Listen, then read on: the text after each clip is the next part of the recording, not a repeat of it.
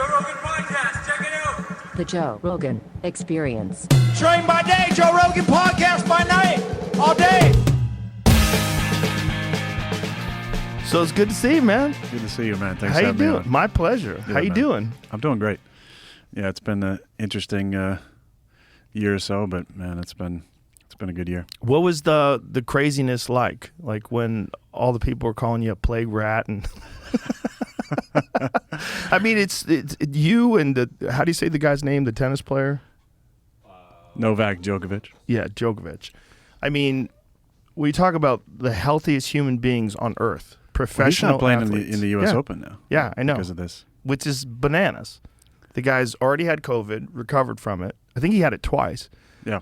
And he's one of the best athletes in the world. I mean, the guy's body's in tip-top Tennis condition. players are incredible fitness. Incredible. Yeah. Yeah. And no, you can't come. You didn't follow the rules. Like it defies science, defies logic. It doesn't make any sense.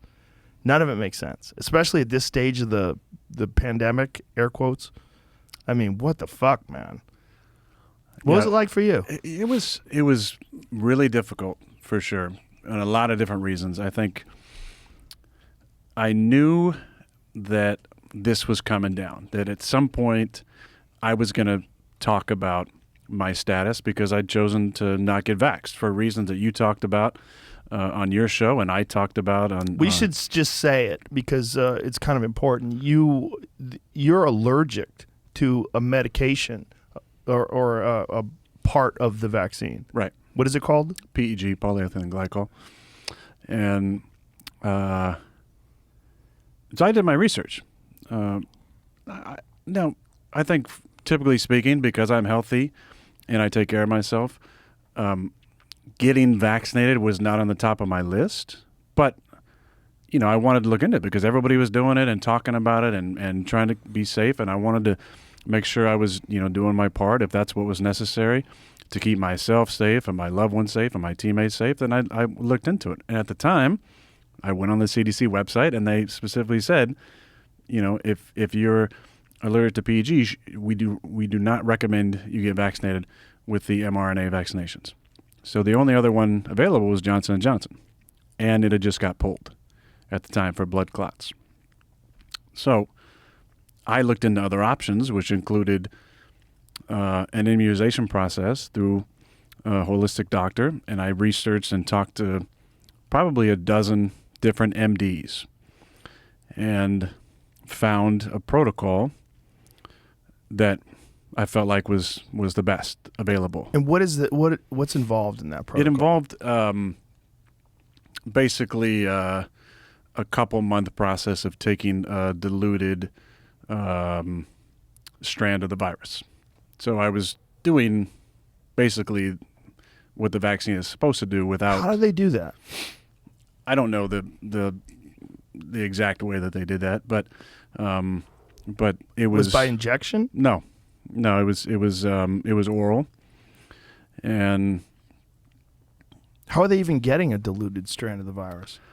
I don't know that exactly or want to get into that exactly. I don't think, but there was hundreds and hundreds, if not thousands, of people that I knew in this circle that had been doing this to protect ourselves because we were thinking, hey, look, for me, I didn't want to risk anaphylactic shock or any type of clotting with associated with the vaccine. So that was my only option: either do nothing or do this process.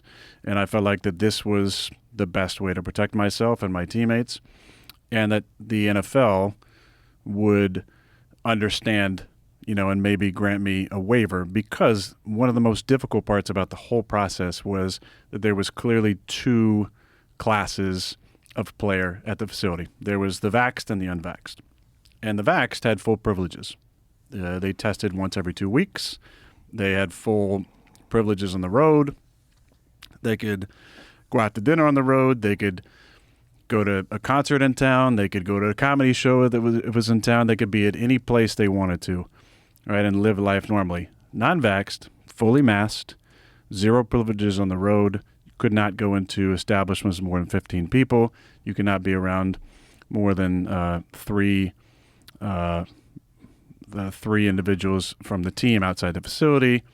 All these different, what I think now we all realize were crazy policies, and that's what actually got me into trouble, was that I attended a Halloween party in a 10,000 square foot warehouse with 18 other individuals, all fully vaccinated, and myself not vaxxed, and was eventually fined for that.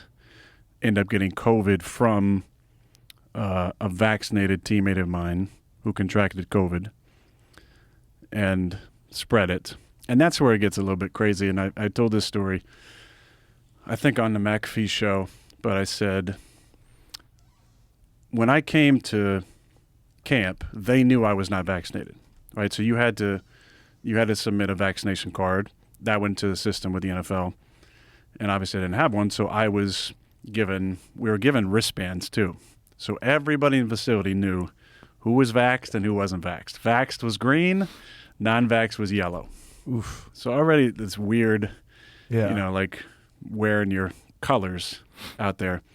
And I think, to do an aside here, there was a lot of shaming involved in it. There was a lot of public shaming that was attempted to coerce people to get vaccinated. Because not only are you wearing a yellow wristband, you're the only ones wearing masks. And you have to work out by yourself. Can't work out with your teammates. So no drills, nothing? Well, you could at practice.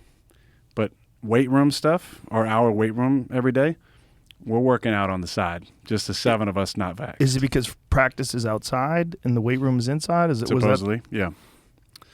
But so they knew my vaccination status from the start,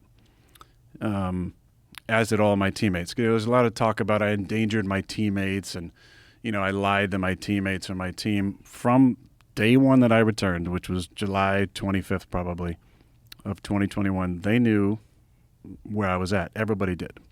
Also on the side, I had an appeal going with the NFL because I said, look, here's my health issues. Here's the protocol I went through. Here's the research behind it. Gave them 500 pages of research from a number of people that put together case-reviewed studies around homeopathy and immunizations and the safety in them and also the efficacy of them.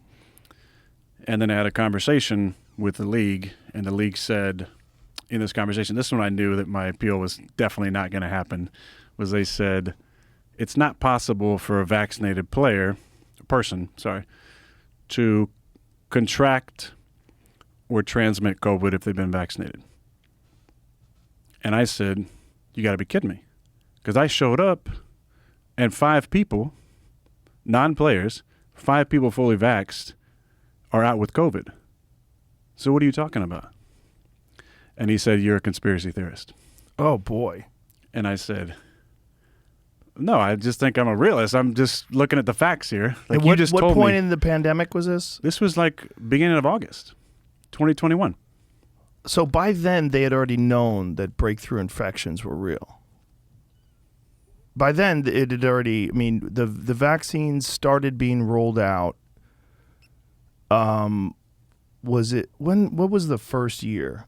It was January of 2020 where they started getting them to older people, right? No, that's when it started. The whole thing started. Right, I'm sorry. January of 2021, rather. Yeah. Sorry. Yeah. January of 2021, they started giving out to older people, wasn't that? They started rolling them out in March and April because that's when I was going through the process of researching and looking into what I could do to protect myself, having the allergy that I And had. by August, people were already getting it, Yes. even though they had been vaccinated. So this was not, It wasn't talked about, I don't think, a whole lot. Right, but it was 4 months But after it was definitely happening. So it was Yeah. definitely happening. Yeah. Yeah.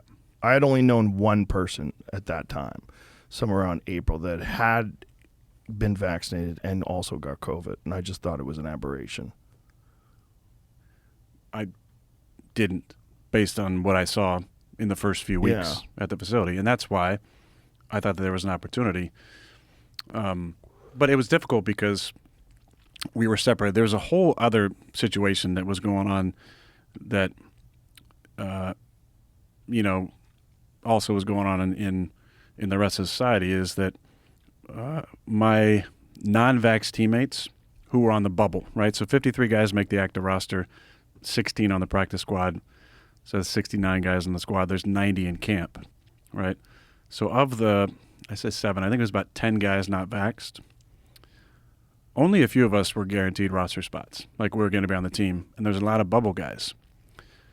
The general managers, and there was talk around the league how general managers were not going to keep bubble non-vax players, right? So they were already up against it.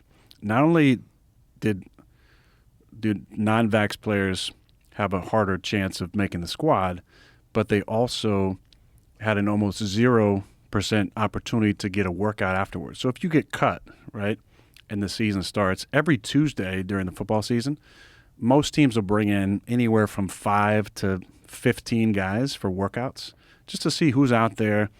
Is there any players they can add to the roster? So if you weren't vaxxed, you had a very low percentage, not just of keeping a job, but even getting a job opportunity, like a workout, which is wild. And so after this conversation with the league, I knew that my appeal was going away, and they were doing this, I call it a witch hunt, where they were asking every single player, are you vaccinated?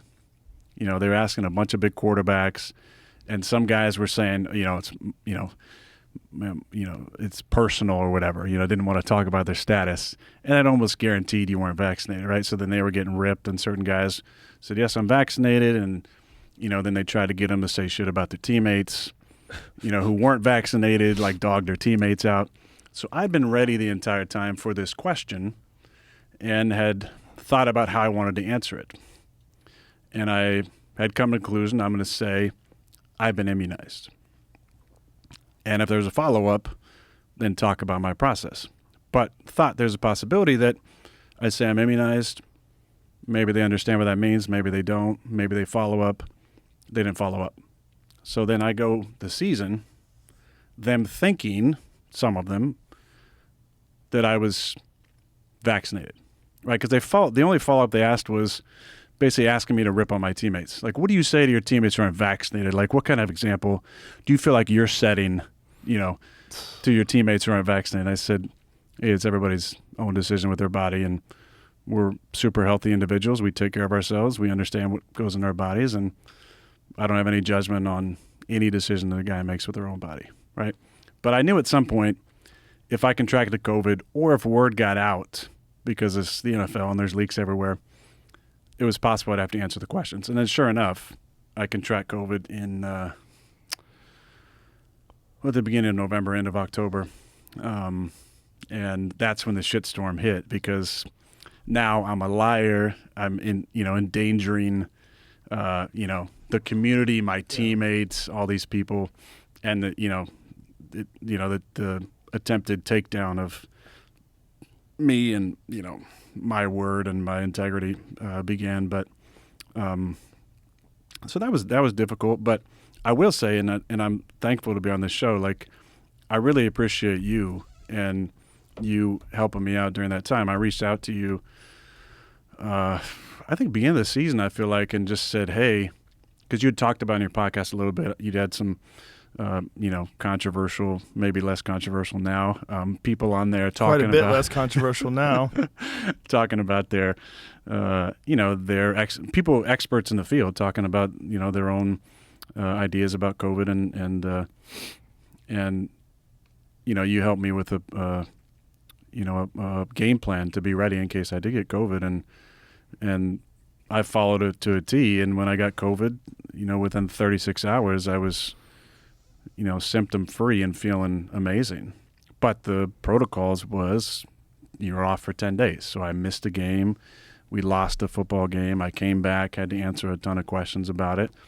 Obviously had my, basically I lost, the majority of allies I thought I had in the media. The good thing is it drew a real line in the sand, and everybody who wanted to jump on me and trash me did and showed their true colors. And very few people, kind of in the media at least, stuck by me. Well, it was like McCarthyism at a certain point in time. It was it was like a Red Scare. Like everybody was looking for communists. They were just looking for non-vaxxers. Yeah. It was like a fever in the air because people had been convinced that this was the thing that was going to get us out of the pandemic. And if you didn't follow that thing, that you were the enemy of it. So I could kind of understand why people had that perspective if they hadn't looked into it, which is a weird term, or at least if they hadn't, it's kind of a shallow term. But if they hadn't, consulted with real experts, especially in your case, that when you had an actual allergy, it's a particular issue, and the desire to not take the medication that was pulled for clots, that seems pretty fucking reasonable. But reason was out the window at that point in time. Well, that's what was crazy to me was people just saying, "Oh, just get the jab." The Keith Olbermanns of the world, just get the damn jab. And I'm like, that guy is the gift that keeps giving. He is fucking hilarious, unintentionally hilarious, like he's a character in a movie. I love it. I hope he keeps talking. But that was the sentiment. I'm like, yeah. Anaphylactic shock. Also, I'm super healthy and take care of myself really well. And oh, by the way, I just went from woke up really bad symptoms to 36 hours later, I feel great. And no one wanted to hear that. No one wanted to hear that there was a way that you could get through it without being vaccinated and that you would recover very quickly. No one wanted to hear that. And they were coming with all sorts of reasons why you shouldn't even say that. Oh, and they came after you about horse dewormer, and Sanjay was on here and you mopped the floor with them, and and then he goes back on CNN and basically tries to rip you. It's just like it was ridiculous. But let me just say this point because I think this is really important. The two main things against me that they want to say. One, that I lied. I didn't. You didn't ask me a follow-up, but I said I was immunized and I went through an immunization process. So I don't know how you would classify that other than say I was immunized, but that to me was the truth, is the truth. You didn't ask a follow-up. You asked a follow-up, I tell you what I mean. That's one. Number two, that I really I don't like and didn't like the characterization, that I put people in danger, right? That I endangered my teammates. I lied to my teammates. And I already said from day one, they knew, the medical staff, everybody in the organization, everybody knew I'm wearing a yellow wristband. I'm not vaxxed. Everybody knew my status. But number two, what non-vax players had to do is we had to test every single morning. So vaccinated players testing once every 2 weeks, right? Non-vaxxed every single morning, every off day, every day of the bye week, off for a week while everybody else is off traveling and enjoying their life. We stay in Green Bay and we tested every single day. So every day that you saw me, and I've said it before, I go to about two places in Green Bay. I go to the grocery store and I go to Barnes & Noble. I love to read and I got to get my groceries. If you saw me at those two places, you can be 100% sure that I tested that morning and that I tested negative. Before I even could walk into the facility, I had to test, wait in my car, and then wait for 30 minutes for them to text me and say that you're negative, you can enter the building. So every single day I was at the facility, every single day that any of my teammates saw me, any of my coaches, every single day that you saw me at Barnes & Noble or at the grocery store, I was negative for that day. Like I took it seriously because obviously there was a lot going on. Now, I didn't believe in wearing a mask at a press conference. You have a room full of reporters who are fully vaxxed, wearing masks, sitting 30 feet away from me. And again, this goes to the shame. They wanted me as a non-vax player to wear a mask for an interview. While you're negative. You were tested While that I'm day. negative that morning, Yeah. in a room full of fully vaccinated people who are, none of them are closer than 30 feet away from me. I don't think during a pandemic there's anything wrong with testing people every day. I mean, I think if you want to keep people safe and you want to keep that from spreading throughout the team, that's probably the best way to approach it. But everything else just seems so nuts. But we're looking at it, hindsight is 20/20, right? We're looking at it from after it's over. And so many people, they just bought the narrative that was being promoted by CNN and MSNBC and wherever, that if you get vaccinated, you can't get COVID, you can't spread COVID. That was the narrative. And that's my thing. Listen, I get it. Like, you want to test everybody every day?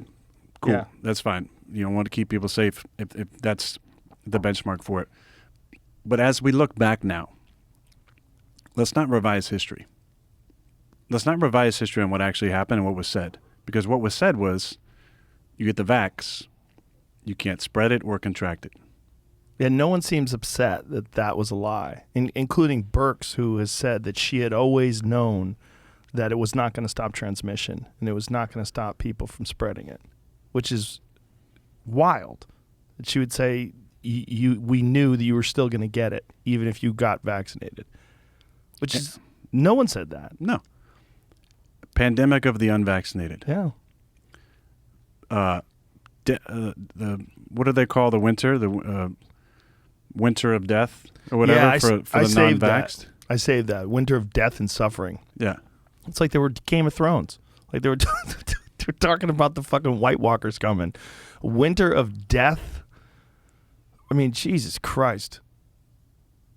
It's so wild because at that point when they had said that, we had already realized, like, oh, this is 78% of the people hospitalized were obese. Most of the people that died were either obese or very overweight or very old. Comorbidities. Yeah, 4 comorbidities. At least 4 for like more than 50% of the people. Yeah. But people love to look at someone to be mad at. That's one of the things. And if they can find a guy like you who's killing it.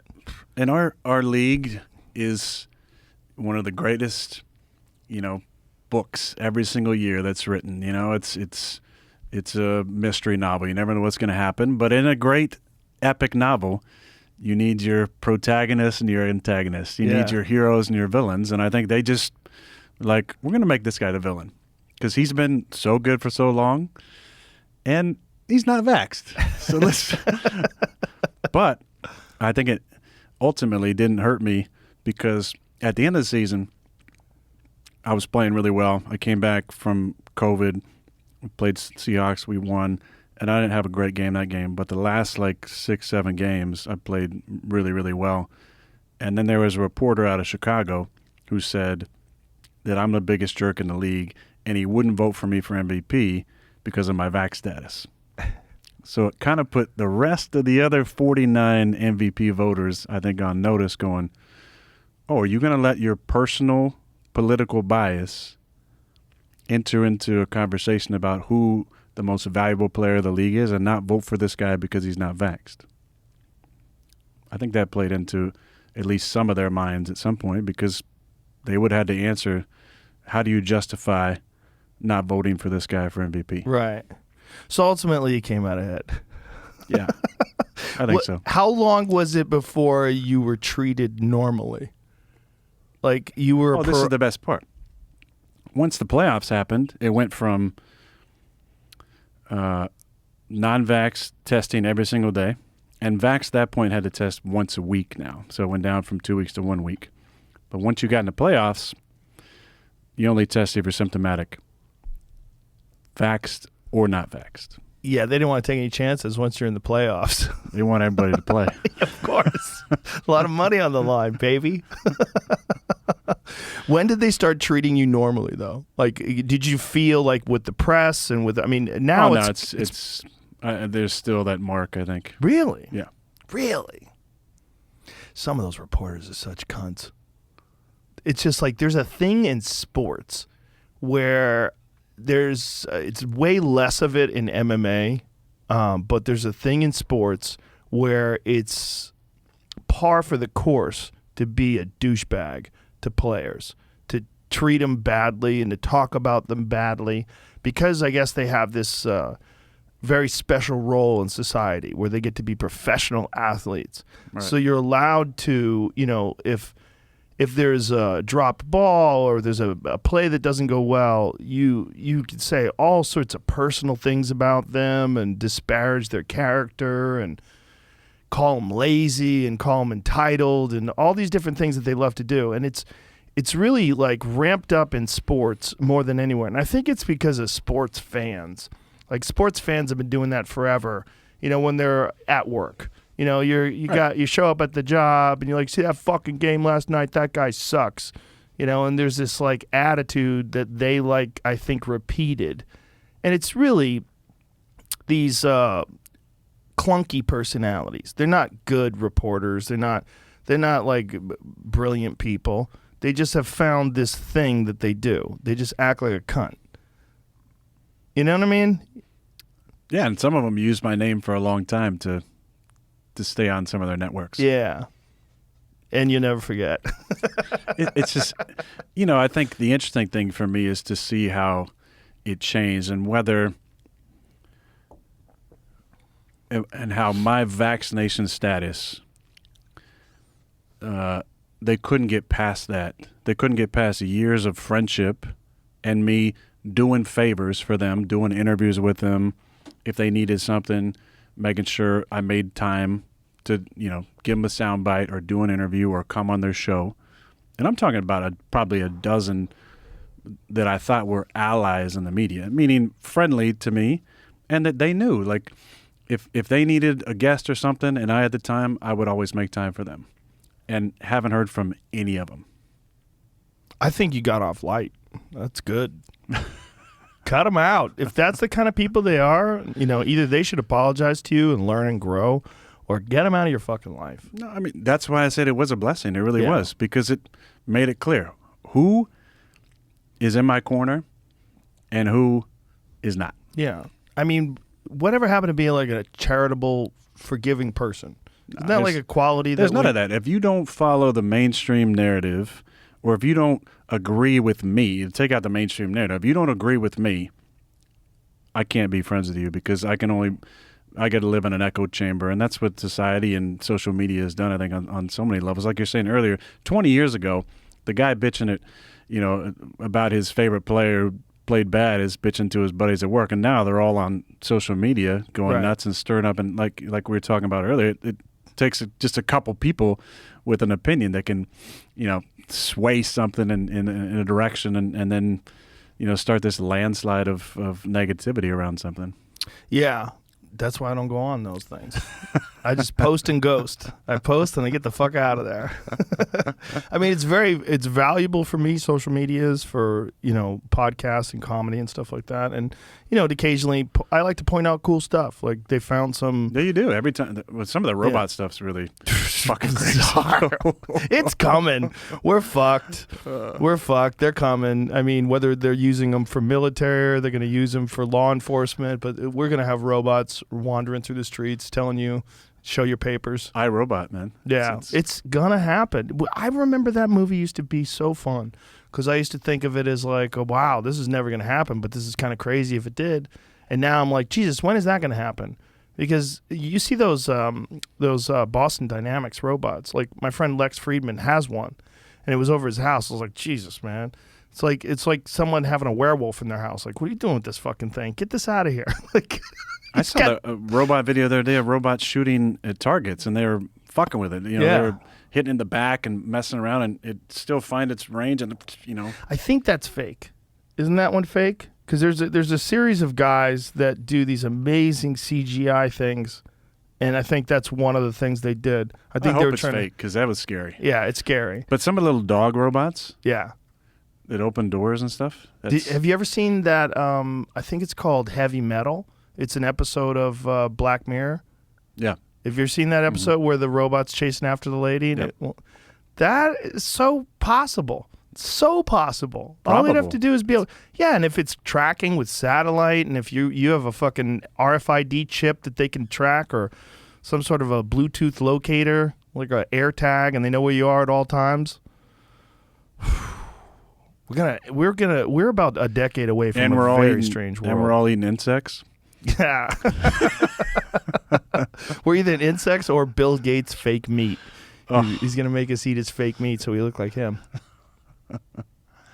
Because these non-health experts, these really unhealthy people that want to tell people how to be healthy. It's very strange. And they all want to use climate change as this is the main reason why you have to follow this rule that's going to enrich them beyond imagination. If they can really get you to get off of meat and start eating a plant-based burger that their company develops or a bug-based burger. I'm not opposed to eating bugs. I was the host of Fear Factor, right? I've eaten a lot of bugs. And last time I went to Mexico, actually, when we went to this resort and we got to this place and they had a bowl of like stir-fried crickets. That it was like a teriyaki flavored stir-fried cricket. I was like, what the fuck is this? This is like a few years back before the pandemic. And I tried it. It was like, it's not bad. It's kind of salty. They were good. It's like a bug is no different than a crab. Crabs are delicious. They're just big bugs. That's what they are. In fact, one of the things we found out from Fear Factor is that people that are allergic to shellfish are also allergic to roaches. And we found that out the hard way. This guy, I ate a roach. I ate a roach on Fear Factor. Great show, by the way. It's a fun show. Yeah. But roaches don't taste bad. They don't. They taste like almost nothing. It's like a flavor. It's gross that you're eating a roach. But when you're eating it, I was like, this is nothing. There's not much going on here. If I had to eat roaches to stay alive, I'd eat roaches. Like if I was trapped somewhere and I had to eat roaches. It's fast. Nah. I'd rather be full. I'd rather eat meat. I have a distorted perception of food, obviously, because of Fear Factor, I think. I know what you can eat and what you can't eat. And most of it's psychological. And a lot of the things that we serve people, in fact, were delicacies in other countries. Like I had a lot of Filipino friends, and we serve balut, which is I believe it's a duck. It's a fertilized duck egg, and so it has like the embryo in the egg, and it's a delicacy in the Philippines. And so my Filipino friends were like, "That's hilarious! We eat that all the time. We love it." Have you ever seen balut? Yeah, I have now.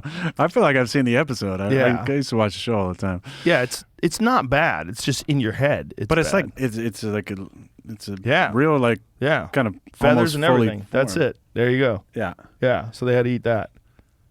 That little fertilized duck. Yeah, I don't know how that ever became a delicacy. It's probably very nutritious, if I had to guess. I mean, it's got all the organs and everything in there. It's probably very rich in protein and. Yeah. I didn't eat one of those, but they served them. What did you eat though? Like spiders and everything. I ate on the very first episode. I ate a sheep's eyeball. That was not that bad either. That's all in your head. I ate a tomato hornworm. Not that bad. Didn't taste bad. I ate an Iraqi cave dwelling spider. I ate live or dead? Yeah, live before he got in my teeth. He was dead when I swallowed him. I ate a Madagascar hissing cockroach. That's one of the big ones. Oof. That was again, it was nothing. It didn't taste like anything. It was like very bland. Would you put a little just Tabasco or something? No, I think that was an episode where there was a woman who was scared to do it. She wouldn't do it. I believe it was Celebrity Fear Factor, and she wouldn't do it. And so I said, "Listen, if you do it, I'll do it." Oh yeah. And so I said, "Look, I'll do it. It's no big deal. I just wanted to get her to move on. I'm like, come on, you can do this. Like, but I'm so jaded by it at this point. And now? Yeah, same thing. Same. Doesn't bother me. Like people could throw up right in front of me. There it is. So that's the lady. So that's the Madagascar hits. Look at me, a full head of hair. Back in the day. So it was no big deal, man. Is it Kevin Federline? That's me, buddy. No. Oh, the other guy? Oh, no. Yeah. It's the other guy. Yeah, one of the Backstreet Boys. Yeah. Which one is it? Kevin is his name from Backstreet Kevin, Boys. but not Federline, yeah. Ali Landry. It was fun. Stephen Baldwin. But no big deal.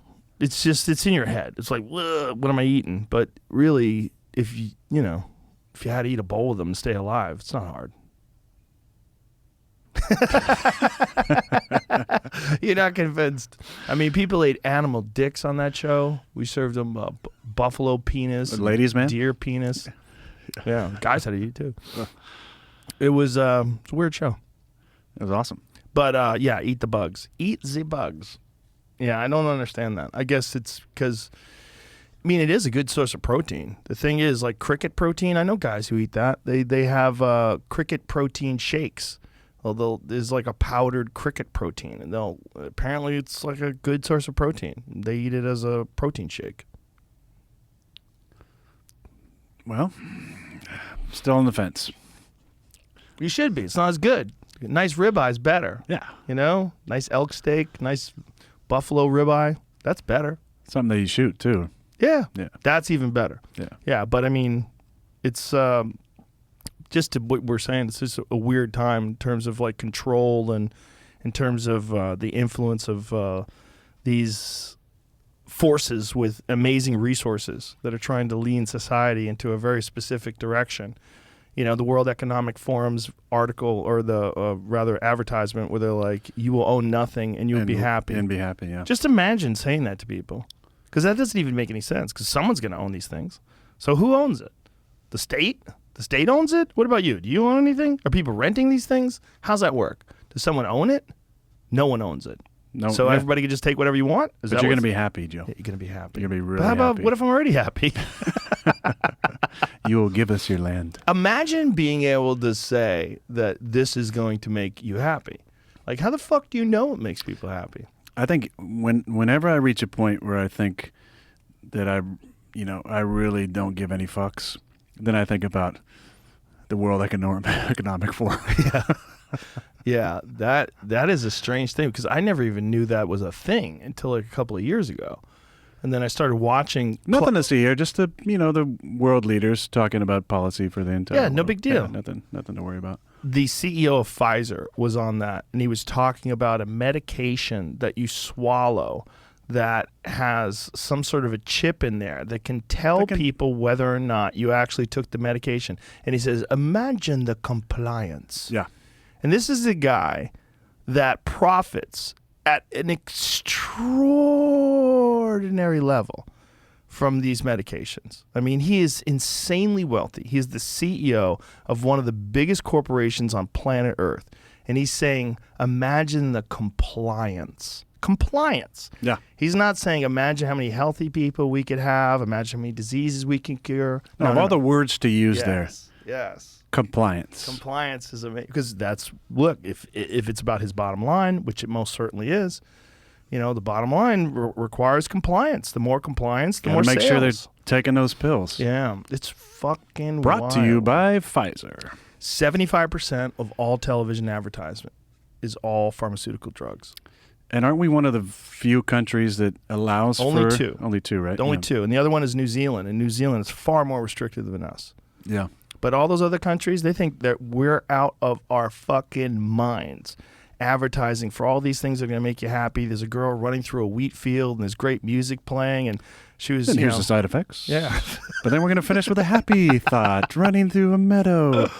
The side effects are crazy. Playing with your grandson. Yeah. It's a strange time, man. It's a strange time, because our information, our media has been co-opted by money, and the money that comes from selling pharmaceutical drugs. And we all know, look, I remember I went and I got my nose fixed. I had a deviated septum.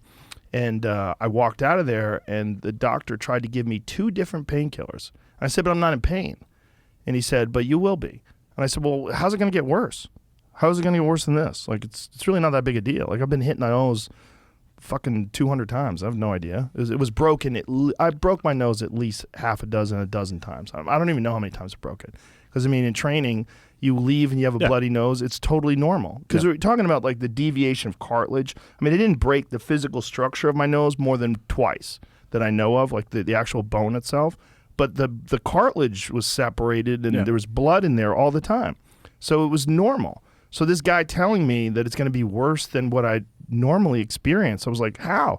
But he was like pushing these on me. I never took anything. It never even hurt. Never bothered. I woke up in the morning waiting for the pain. Nothing. All I could do was breathe, I had some stuff, some big foam tubes stuck up there for a couple weeks, I think. And then it was nothing. Yeah, I mean, the pain management, especially with our sport, is fascinating to see how things are treated. And I use quotations on treated because up until probably a decade ago, it was easily accessible to get Oxy, Percocet, Vicodin, whatever you wanted. Did they make sure you weren't playing on that stuff? No, you played, definitely. Yeah. Wow. And what did you ever play on it? Yeah. What did you play on? Percocet.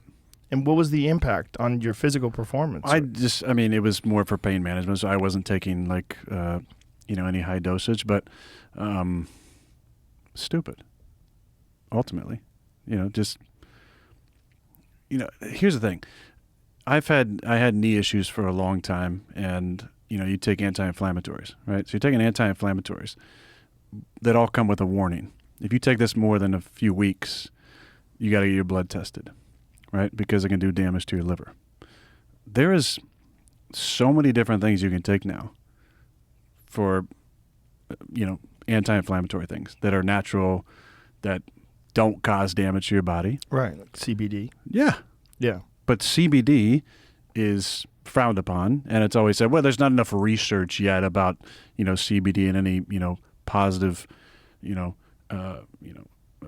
help that it can do for your body. But we're still giving out painkillers, way less, and it's actually monitored now because there were a few teams that were abusing that.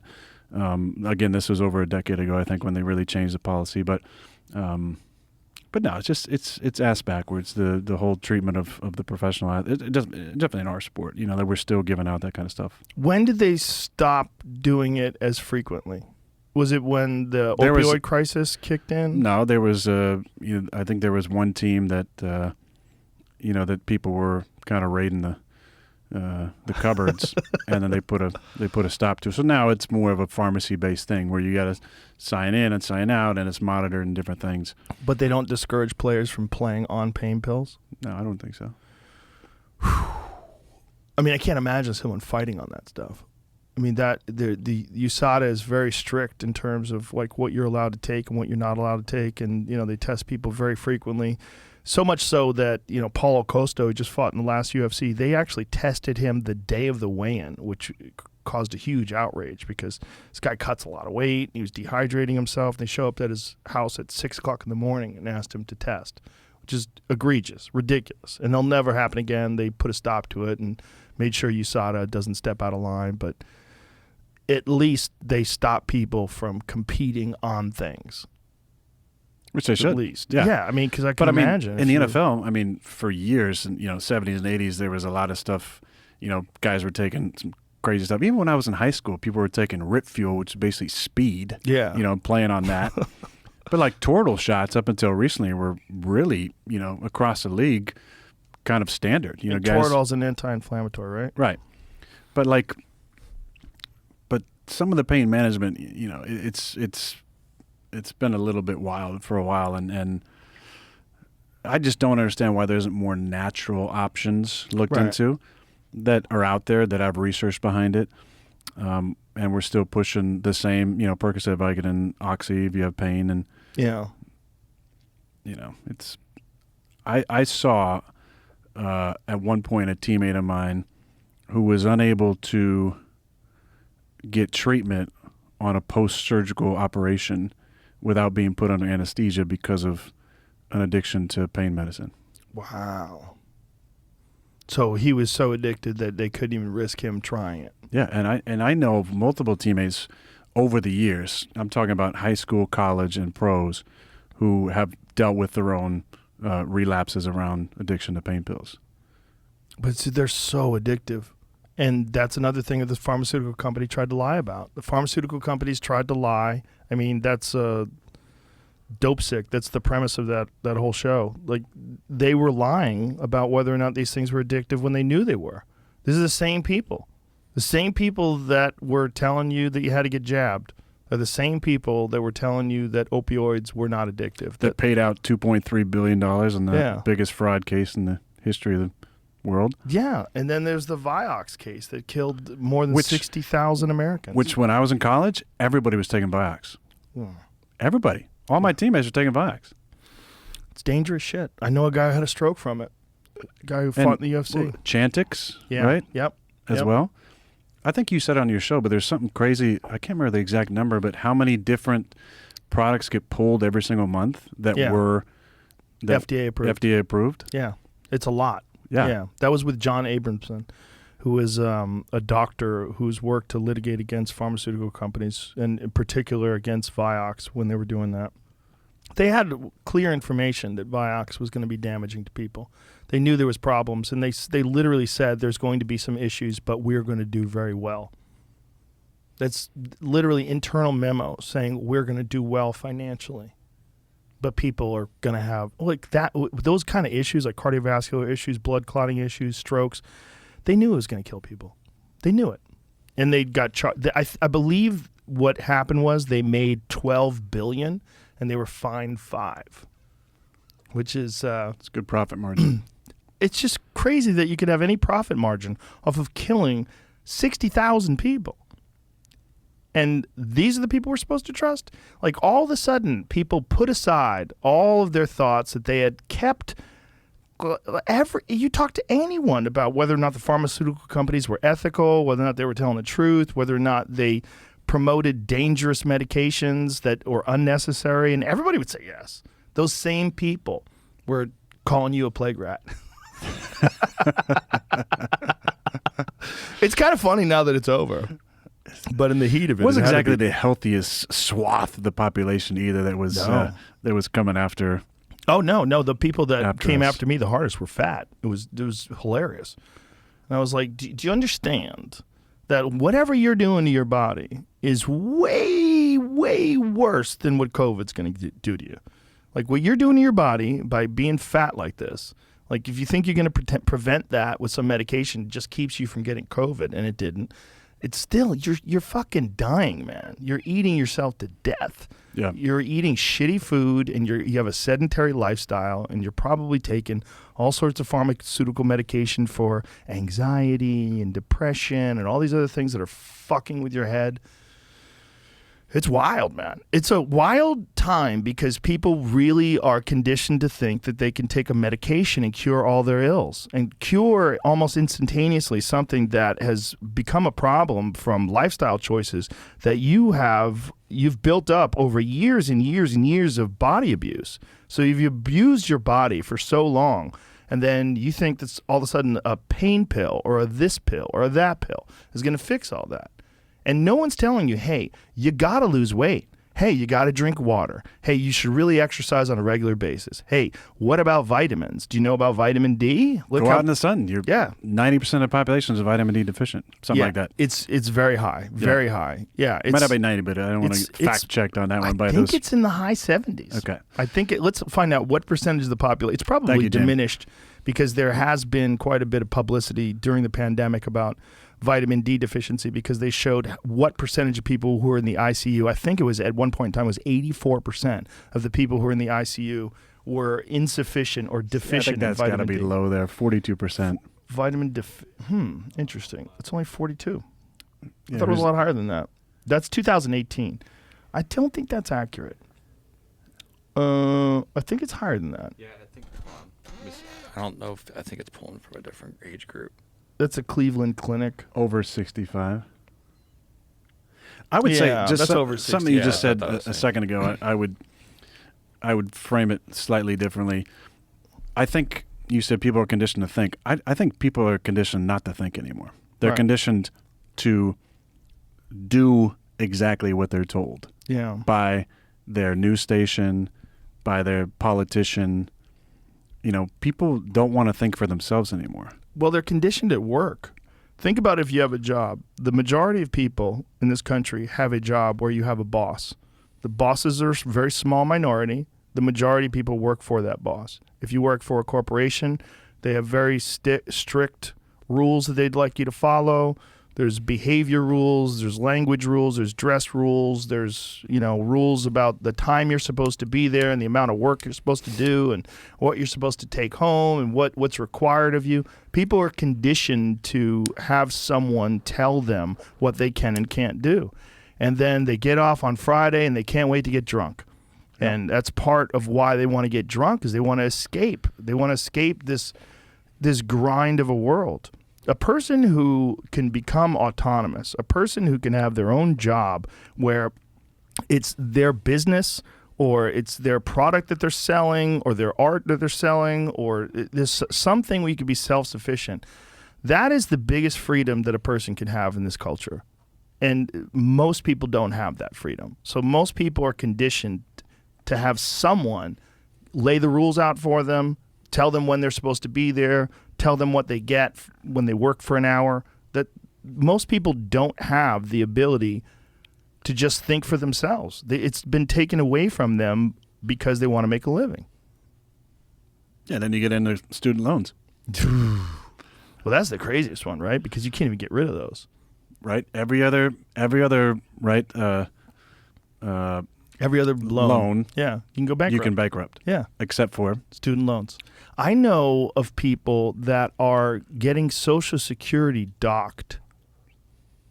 Their Social Security money is being docked because they owe student loans. So you're at the finish line. It's the end of your life. And you owe money for loans that you took out when you were 18. And now you're 65. That's a rough way to leave this life. It's a rough, and the amount of interest based on it. I was reading about this woman who took out $150,000 in student loans, and now she owes $250,000 because of all the interest and all the time. yeah, and how much over the course of that loan? What are you paying? Like Right. 7 figures for sure, right? Fucking Off of crazy. I mean, it's a fucking business. And it's also, for many people, something that they're not going to use for whatever occupation they choose. I mean, maybe it will help them get a job if it shows that they have a bachelor's in this or a master's in that. But there's a large amount of people out there that are out there working in a field that is not even their field of study in college. So they have this student loan that didn't even apply to what they wound up doing for a living, and then they have to pay it off forever. And it's subsidized by the government. So it's an extraordinarily expensive endeavor. And you're making this choice when you're 18. You don't know what the fuck you're doing. No. You have zero idea. It's the most vulnerable time in your life before your frontal lobe forms. You're not even 25 years old, and you're making these life decisions that will affect you forever. But it's not pushed. It's shame. You're shamed almost Yeah. if you don't go to college, right? Oh, yeah. It's never pushed like, hey, go learn a technical skill, Right. Where you can do a year of apprenticeship or college or study, Yeah. and then go make 6 figures in a job. One of the biggest times in my life where I felt like a loser was right out of high school because I took a year off. And I remember just telling people that I was going to take a year off. And they're like, How could you? So this is Boston, too, which is very hardcore blue-collar workers and educated people that work hard. Like, everybody works hard in Boston. It's like, it's cold as fuck in the winter, and you got to work. Like, everybody works. And so me taking a year off was like, oh, man, you're ruining your fucking life. Joe's going to be a loser. So I really only went to college so that people didn't think I was a loser. That's true. And what'd you study? Well, I went to UMass Boston, and it was one of those deals where you didn't have to have your SATs because it was like a continuing education program. So I just started taking courses there, and I did it for 3 years, and then I was like, what am I doing? And then I quit. Yeah. Nice. Worked out. It did, but it didn't have to. But I mean, nothing I studied was interesting to me. I mean, in terms of something to do for a living, I thought, what am I going to do? I just couldn't figure out anything that was like a traditional job that seemed even remotely appealing. Everything looked like death. It just looked like the death of fun, the death of hopes and dreams. It was just... But also you're 18, 19, and 20. Yeah. I was so full of energy, too, and I just wanted to go do stuff. Yeah. I just did the last thing I wanted to do is sit in some fucking classroom and listen to some nonsense and memorize it. That's what I like about friends in Australia or Europe. Most of those kids, they finish school and then they take a year, right? They save up their money and then they take a year of like traveling, going to different cultures, areas, come to the States, different parts of Europe, Asia, whatever, and like go to different cultures. Think figure out about what things. Yeah. Find out what's attractive to you. Yeah, what they're into. Yeah. Meet different people. Yeah, that's one of the great things about social media now is that people are able to make a living off of things that were very difficult to pursue, like art. Like if you have like really good art, you can, post it on social media and people share it, and the next thing you know, you have orders coming in and you're painting for a living. Yeah. I love it. It's great. It's amazing. Yeah. It's one of the beautiful things about our time. The more people can escape a system where someone tells you what to do, I think the better. I mean, there's some people that want that. And that's fine. There's nothing wrong with wanting a good job. There's great jobs out there. Nothing wrong with that. But if you're one of those people like me that just can't fucking sit still, and that seemed impossible to you, back then, you just felt like a loser. You just felt like a fool. Yeah, for sure. I mean, it was what colleges did you get in? Oh, I didn't get in this one. Yeah. You know, Yeah. didn't get into the UC. You know, I want to so get much into pressure it's on like, people. Yeah. And there's zero. I mean, when you were a kid and you were playing football, what was the attitude about playing in the NFL? Was it that this was a pipe dream? Was it something that was realistic because you were talented? Like, how did people approach that? I was on a spring break trip with a buddy of mine, I remember, and yes, we were 15 hours in a 15-passenger van going down to Mexico doing some like humanitarian work down there. That was how I'd spent my sophomore year. And I remember you're talking about who knows what, because back then you might have had a Walkman, but other than that, you didn't have any technology. And my buddy said, what do you want to do? And I said, I want to play in the NFL. He's like, yeah, right. You'll never make it. You should call that dude up every month. But it was a pipe dream. It was a dream for sure, but a pipe dream. One of my favorite stories about somebody who didn't believe in me was I had this teacher at Cal, and I wrote this paper in a food appreciation class. That was the class, food appreciation. I could go to that class. And there's like 15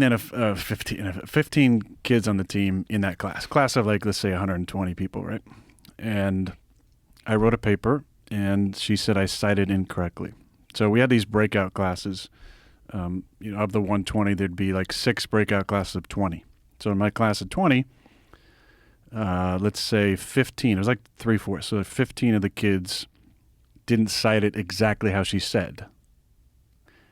14 of them got to rewrite the paper, not me. So I said, okay, I'm gonna go see her at her hours, right? So at Cal, we had practice at 2:00, so you had to be up top at the football facility at 2:00. So I told my quarterback coach, I'm gonna be late this day. I got to go to this teacher's hours, which start at 2:00. So I went to her office, and she was ready for me. She had my paper out. I said, look, I'm not asking for a special privilege here, but the other 14 kids who got an F on the paper got to rewrite the paper, and I didn't. And she ripped me apart. You are an entitled athlete. You expect things to be given to you. What are you going to do with your life? I said, I'm going to play in the NFL. She said, no way in hell. No way in hell. You won't make it. You'll get hurt. You'll never make it. Whoa. You will need your education, and you will never make it. And what I've seen from you is you won't amount to anything. Oh, my God. And I said, watch me. What a terrible thing to say to a kid. Big props to that food appreciation teacher at Cal for trying to ruin, my life and my dreams, and you just gave me some ammo. Yeah, but what a just irresponsible way to communicate with someone who's young and has their whole life ahead of them. But then again, that's part of the problem is that people don't have their whole life ahead of them anymore. And then they see people coming up and they get upset. They're upset by people that they deem to be privileged. Or they deemed to have a better place in life than they had. The crazy thing is I was probably the best athlete student in that class and the one who was actually trying to take it seriously. So she specifically singled you out just because you're an athlete and didn't allow you to. So she wanted to damage your grades. The best part is, so I'm late to my QB meeting, and I have a meeting after practice that day with the liaison. He was, I don't know what his exact title was, but he was a liaison between the players and the school, basically. And I said, hey, look. Here's what happened. I went in this office. I told the whole story. I was trying to get the same treatment as the other 14 kids who got to rewrite the paper, and she kind of ripped my ass and was a little derogatory. I didn't think that was, fair or appropriate. They brought some heat down on her, so she had a vendetta against me. At the end of the semester, she wrote up a 3-page paper trying to get me expelled from campus. I had to go in front of the Judicial Affairs Board at Cal in some kangaroo court and ended up having to write, it was 2 options. 1, expulsion, or 2, I could write an apology letter to this teacher. She made up all this great shit. I was late to class every day. I was disruptive. I literally was on time every day, sat in the middle of the row, and was probably one of the only football players actually taking notes and paying attention. So she just lied. Yeah. Wow. Maybe she had a thing with football players. I don't know. It's so sad that there's people like that out there. But that's social. Isn't that social media to an extent now? Yes, it's people who are upset and bitter and Right. want to be offended by something, and so they'll do anything to like make themselves feel better. If I can put somebody down, if I can rip somebody apart, if I can find somebody offended about, and then Yeah. away we go. That's that old expression, right? Hurt people, hurt people. Yeah. She's a damaged lady, and she decided to take it out on you. Took it out on the wrong person, though. I bet she took it out on a lot of people that were She the right probably did. person. Yeah, She's she probably probably pretty did. effective with those tactics. It's like, hey, lady, Yeah. you're teaching a fucking food appreciation class. What do you learn in food appreciation? Yeah. Is it just like appreciation of different culinary styles? Like, what are you learning? Couldn't tell you. Nothing stuck with me. Except her attitude. Yeah, that's unfortunate, man. That's there's a lot of people like that, and some of them they ruin lives, and some of them they just give people fuel. They give people anger and determination to prove that person wrong. Yeah, but the shit part is, like you said, for me, it made me just work that much harder because I'm like another person that I can prove wrong. Yeah. But for people not as mentally tough or more easily offended or hurt by something like that, I mean, it's possible, like you said, that she could have, been detrimental to other people. Why? Because Yeah. you have some tiny position of power Yeah. and Well, you have some sort of vendetta against, the world that you're Yeah. teaching a food appreciation class? Yeah, the power. That's the big one, right? The fact that she had that ability. That is so intoxicating for people when they have control over folks. We'll talk about power, talk about the head of a homeowners association. Homeowners Association? Like an HOA. Oh, yeah. The people that run those things. I was in a HOA and years ago, and I was trying to get a fence built behind my house because there was like a running trail behind it, and I like my privacy. And I went to this meeting, and the guy in front of me, poor guy, he had to paint 5 different colors on his garage of the color he wanted to paint his house, and had to have people from the community come by and vote on it. Oh, my God. And he had come by. This was the second month that he had came by, and this 80-year-old woman who has just an ounce of power in the community, who's running the HOA, goes, "I'm sorry, sir, you don't have enough votes. You got to come back next month." This fucking guy just trying to paint his fucking house, and he's got it's 5 shades of between tan and brown. It's all the same goddamn color. It's Oh, God. come on, man. That's hilarious. Yeah, I've seen people get very upset about that. In fact, this community that I lived in, there was a homeowners association dispute, and then somebody poisoned the dogs of people that were running the homeowners association. So 2 different dogs got poisoned, and they never figured out who did it. They don't know what happened, but this person, whoever it was, killed people's dogs because they didn't like the way they were being treated by the homeowners association. Yeah, man, fucking. Some people need conflict in their life, and that, and being told what to do by someone in the homeowners association. It's a fucking. Oh, Yeah. yeah. It's a strange thing, man. Power is a weird weapon that people wield, and they really enjoy it. When you're the boss of an office building, or you're the person that gets to tell a student that they can't rewrite their paper. There's people that get off on that shit. It's the most intoxicating drug, I think, probably. Yeah. There's some other ones though that are pretty Yeah, intoxicating. there's other ones. Yeah, sometimes they mix them. Sometimes they're on one when they're getting the natural one from telling you what to do. Yeah, it's awful. But again, there's always those stories, right? There's always those stories of people that try to hold someone back and it doesn't work, and then you get to tell people about it. It's great. Yeah, but I'm there's thankful for it. Yeah, right. There's people in your life that Yeah. their shitty attitude gives you fuel. Yeah. And it's a lesson to never behave that way. I Yeah. mean, not that you ever would, but it's like a real affirmation of that. Yeah. It doesn't take a whole lot to show a little bit of kindness. No, and it's great for you too.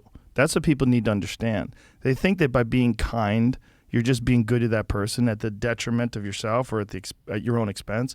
But no, it's the opposite. It's actually selfish to be nice because it feels great. Yeah. To be kind and generous, it feels great. It's amazing. It's nice. It's the best. Yeah, nothing wrong with it. So it's just people need to learn that.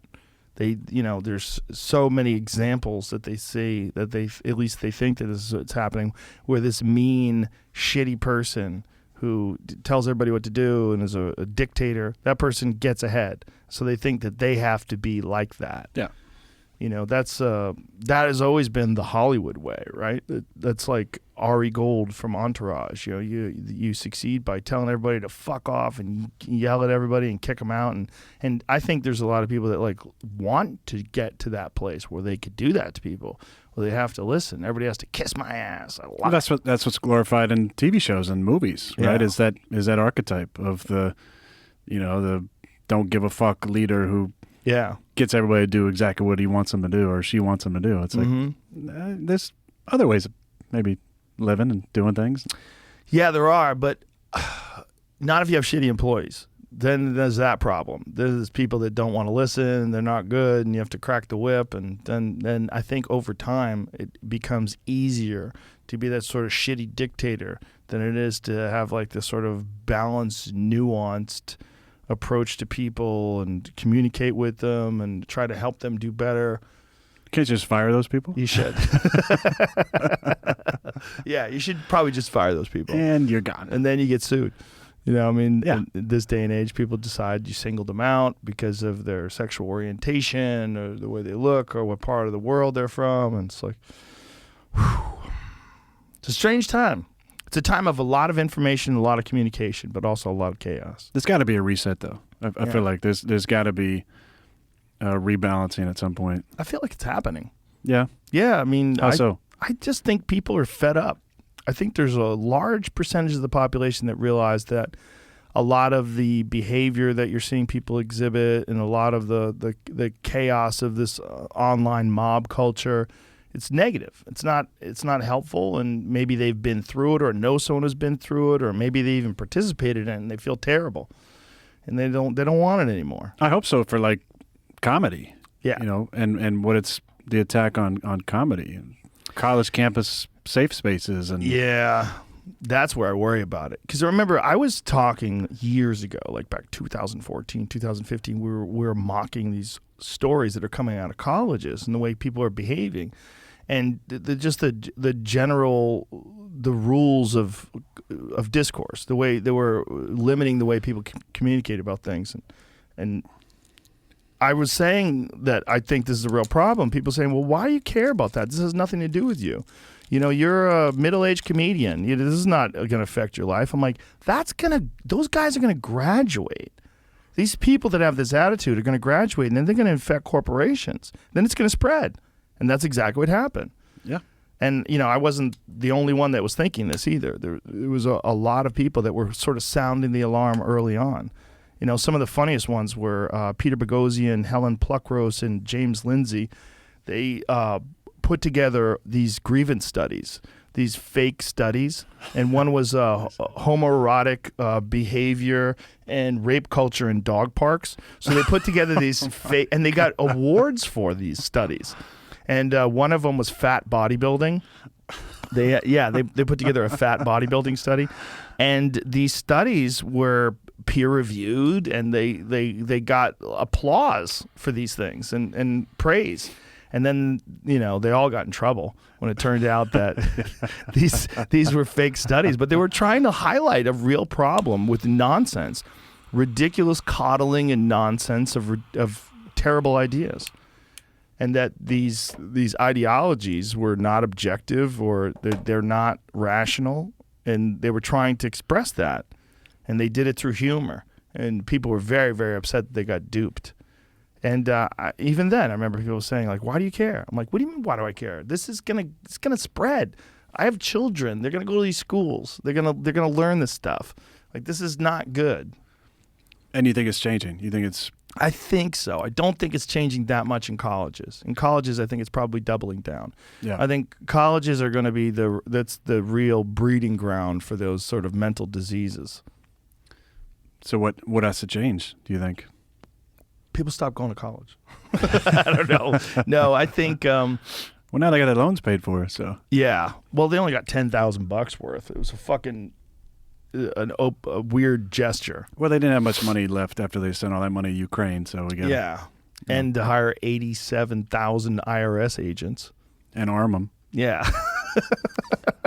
That was one of the best things about the ad when they were calling out for people that you might have to use lethal force. Like, since when does a fucking IRS agent shoot people?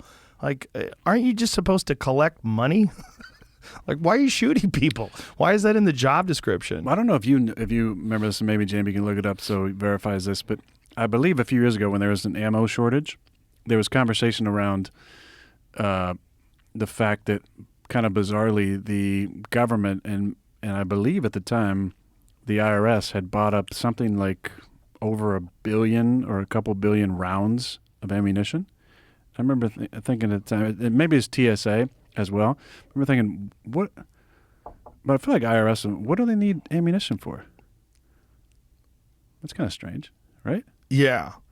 Yeah, I don't know why the IRS would need ammunition. Unless there's some person who won't pay taxes and is holed up. GOP wants answers on IRS's 700,000 ammo stockpile, $700,000 ammo stockpile as Dems okay $80 billion for agency enforcement. And this is in August of 2022. I'm talking about like just a week 5, 6, 7 years ago. well, this is just a week ago. Yeah. Yeah, that's a lot of ammo. For what? Isn't it a bunch of CPAs and Yeah. They like to be strapped. Yeah. Just in case someone comes for the files. I would imagine there would be a situation where someone was a criminal and they were hiding their taxes and the IRS agents were in danger because they were going to target the IRS agent that was investigating their case. I could imagine that, but I think that would be a rare thing and you would involve traditional law enforcement. That's what I was saying. They're not law enforcement. Right, IRS isn't, right? Unless they're under that.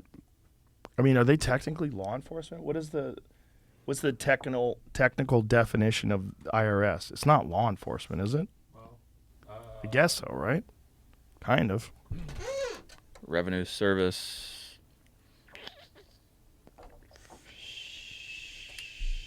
Responsible for collecting taxes and administering their internal revenue code, the main body of the federal statutory tax law. Strapped. Strapped. Looking like John Wick showing up at your house, looking for that extra $2,000. Jeez. I mean, it all comes down to glorified revenue collectors. I mean, that's what, unfortunately, that's what they turned a lot of police officers into, too. You see all these, these speed traps and traffic stops and all I mean, they're glorified revenue collectors in some places. Yeah. How does that change? How does that get better? How do we flip that?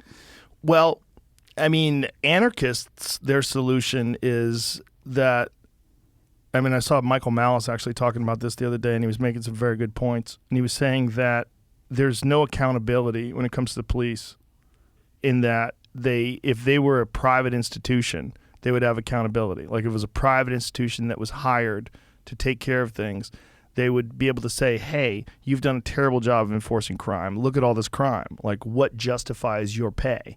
You've done a terrible job of this. You've confiscated resources from people and not returned them. You owe them that. That was one of the things they were doing in the South. I forget Florida. It was a couple states were doing it, where they would pull you over, and say if you were on your way to go buy a car, and you had $25,000 in a bag, they would just confiscate that money. And then you would have to prove, even if you had a job, like you say, look, I make $100,000 a year. I saved up $25,000. I'm going to go buy this '69 Camaro.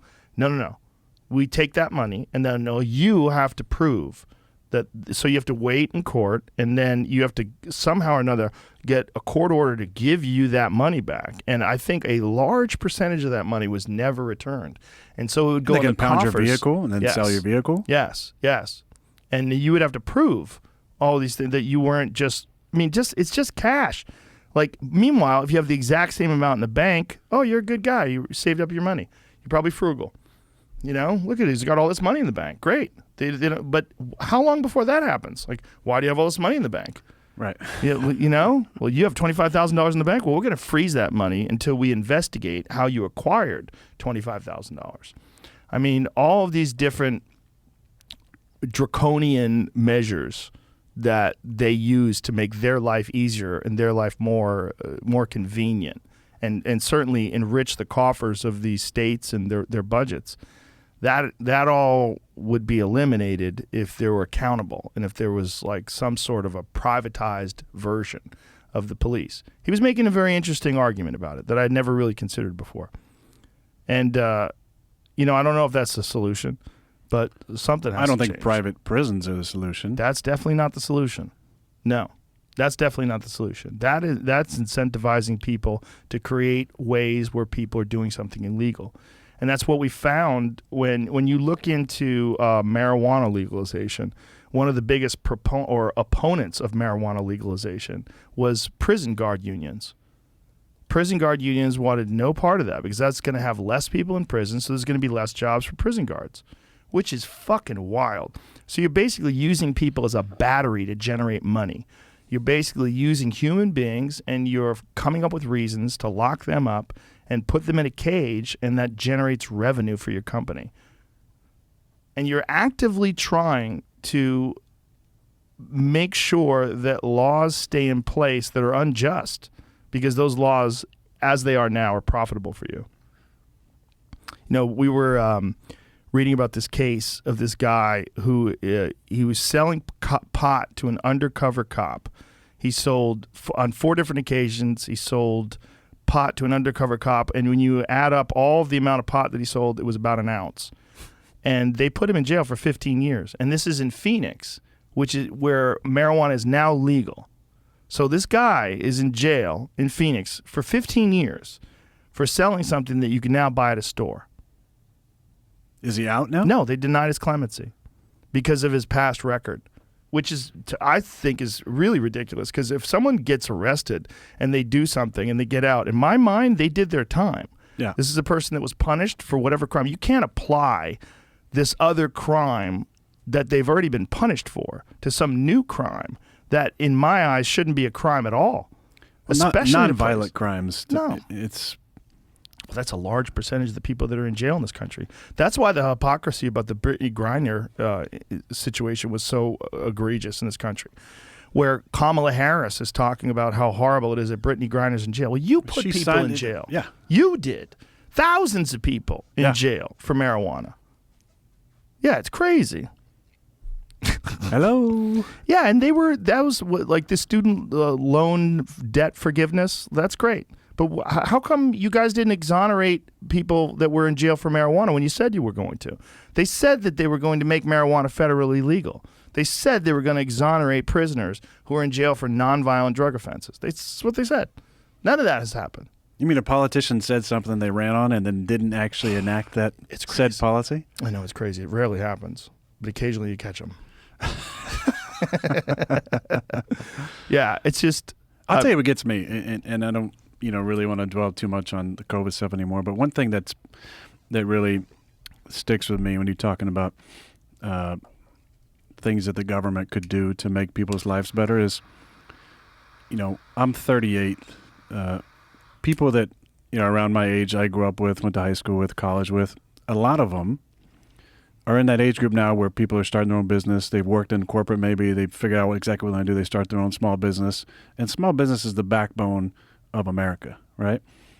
And how many thousands and thousands and thousands of small businesses closed and never opened again? Restaurants, bars, establishments like that because of COVID, right? And safety. Started as 2 weeks to flatten the curve and then went to lockdowns in places like Chico, California, where I'm from, where there were multiple stretches of time where there were 0 cases in the entire city of 80,000, or hardly any, less than 100. And you got small businesses in a small town, college town, that could not open their doors. And many of these establishments that I went to in high school and college and going back and visiting never opened again. Yeah, some of my favorite restaurants in LA are gone. I think at one point in time, LA had lost 75% of its restaurants, which is insane. It's insanity. It's so hard to run a restaurant already, And so what are they going to do for those people? Yeah, what? Nothing. Nothing. Yeah, nothing, and no accountability. No accountability for these decisions that show there was no science. But John behind it. Hopkins comes out with a study talking about these lockdowns did more detriment than good. Yeah. You know, and they're not the only research place that's done these type of studies. But are they going to go back and reverse anything? Say, oh, tough shit. Sorry. Because I think on one level, it's really one of two extremes, right? Either they really thought they were doing the right thing, or there's some coordinated plan. Maybe it's somewhere in the middle. I don't think there's a coordinated plan. I think people were trying I'm just saying what people think, right? Well, I have a friend, and his brother works for the COVID response, whatever it is, in California. And you remember when they had made a decision to close outdoor dining, and it turned out that one of the people that made that decision, the day she did it, went out and was dining outdoors. I thought you meant Gavin Newsom going to French Laundry. Yeah, that was fun. This was a different one, but he had a statement. He was like, while they were talking, he said, well, dude, what evidence is there that it's spread in outdoor dining? And she said, it's about optics. So this was a decision that this politician had decided to make, this bureaucrat decided to make, to show that they're doing something, because the numbers had gone up. So we're going to stop outdoor dining, which showed zero transmission. There was no cases that were connecting to outdoor dining. It especially in the early days of COVID. I think they've since revised that. With Omicron, apparently is so contagious, and some of the new strains are more contagious, and they think there may be some instances of outdoor spread. But that was not the case back then. Joe, they closed the beaches in California. Yeah. They closed the beaches where I live in California. Yeah. And all along the coast. Oh, yeah. Remember that one guy who was getting arrested by the Coast Guard because he was parasailing or something? No, he was surfing. Surfing, yeah. Yeah, he was surfing. The Coast Guard. You're out there by yourself. Yeah. On a surfboard. They're supposed to be stopping terrorists. You passing COVID to the dolphins or what? Come on. What are we doing? It's so dumb. But, I hope there's lessons learned in this, because this is a new thing. We had never had this before. No one who is alive today had ever experienced a true pandemic. And I'm hoping that now that this is over, people are going to, recognize that some serious errors were made and not repeat those. That's the best you can get out of it. But as far as compensation for all those people that were forced to close their businesses and keep their doors shuttered and lost everything that they'd worked for decades to build, no, they're just going to be angry. So what do you tell those people? Vote Republican. That's what a lot of them are going to do anyway. Yeah? Yeah. Oh, yeah. I mean, more than 1 million people transferred over to the Republican Party, I think, in 2021 alone. Find out what that number is. But, you look at guys like Ron DeSantis, who kept Florida open and had some pretty reasonable policies in terms of, like, what to do about COVID. And, he mapped it out on television. He was, widely criticized for this, where he was saying, like, we need to protect our elders. We need to, make sure that medical care is available for those people, and everyone else. You should be able to do whatever you want to do and protect your freedom. Isn't that the point, though, I think, to learn from this is... Yeah, here it is. More than 1 million voters switched to the GOP, raising alarms for Democrats. Fucking you think?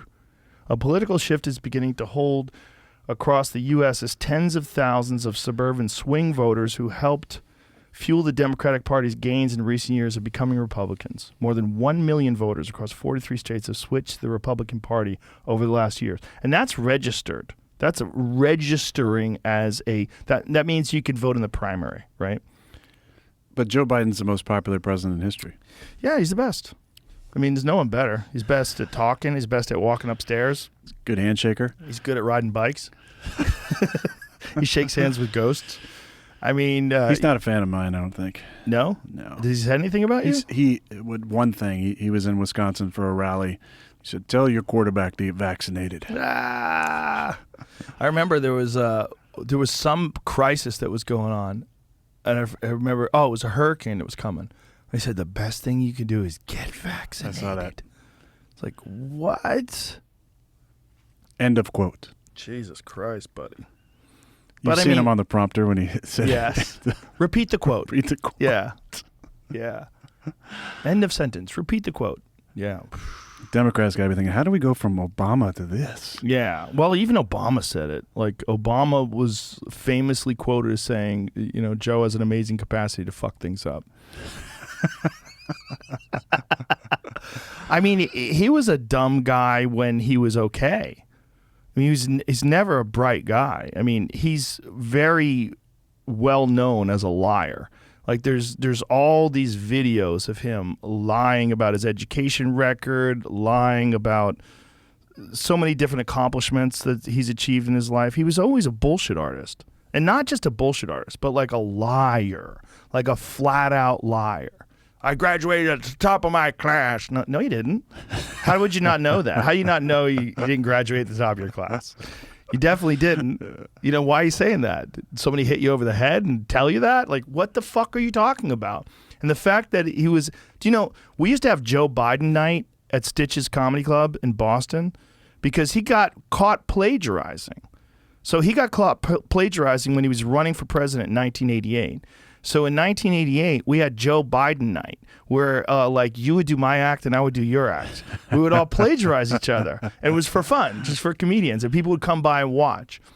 That's wild. That's how well known he was of being a liar. And that's what, 34 years ago? Yeah. Yeah. But you know what? I think they counted on people's ability to ignore negative press and also the polarization in this country because people hated Donald Trump so bad that Trump represented an opposition that had to be stopped. And so this was an established Democrat. He'd been around for years and we could probably win with him. It turns out they were right. But see, that's the problem with politics is now it swings because you got Weekend at Bernie's up there is, trying to read the prompter, and then some, Republican steps up and is going to change the country and get us back to, America first and whatever the hell slogan it's going to be. And then 4 years later, it's going to swing back the other way. That's why I always say politics is a sham, man. Well, it definitely is that. If you always say that, you're right. It is. Because people are always like, you're a right-wing, anti-vaxxer, flat earther. And I'm like, politics is fucking bullshit. Yeah. Okay? Left, right. I do like Obama. I played golf with him.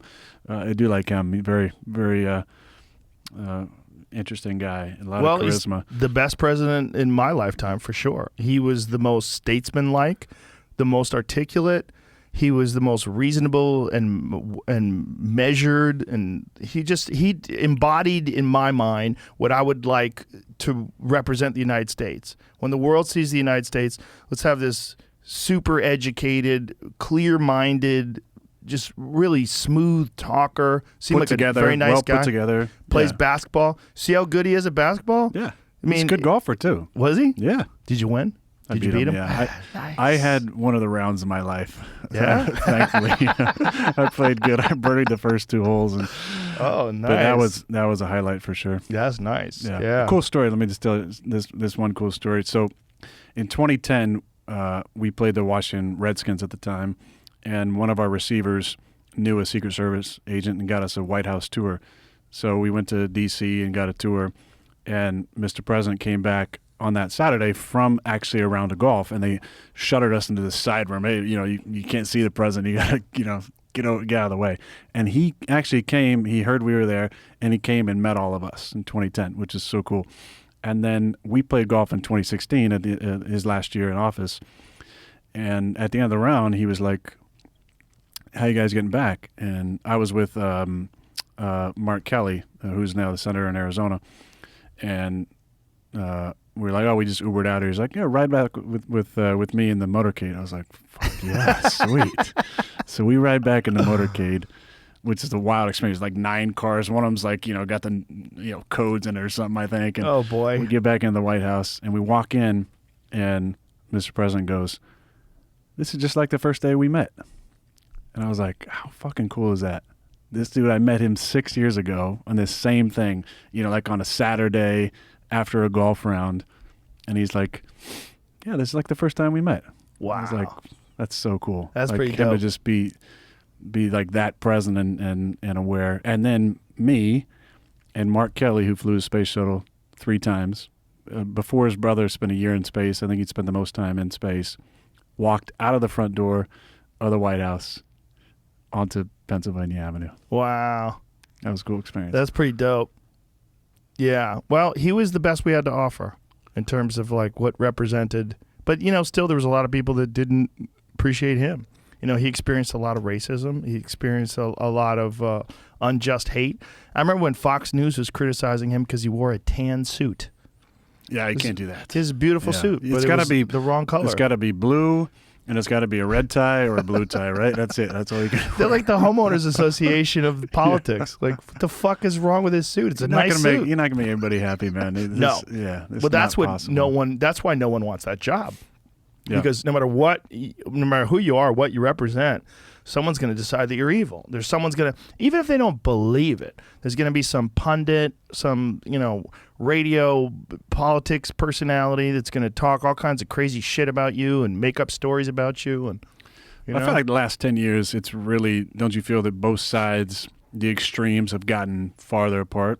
Like, I feel like for a while it was maybe the right had kind of been more extreme than the left, but I feel like now both sides, there's a real extreme wing to both sides, and there's even a greater divide between the two parties. Yes. Yeah, I think that's in part due to the reaction of Trump.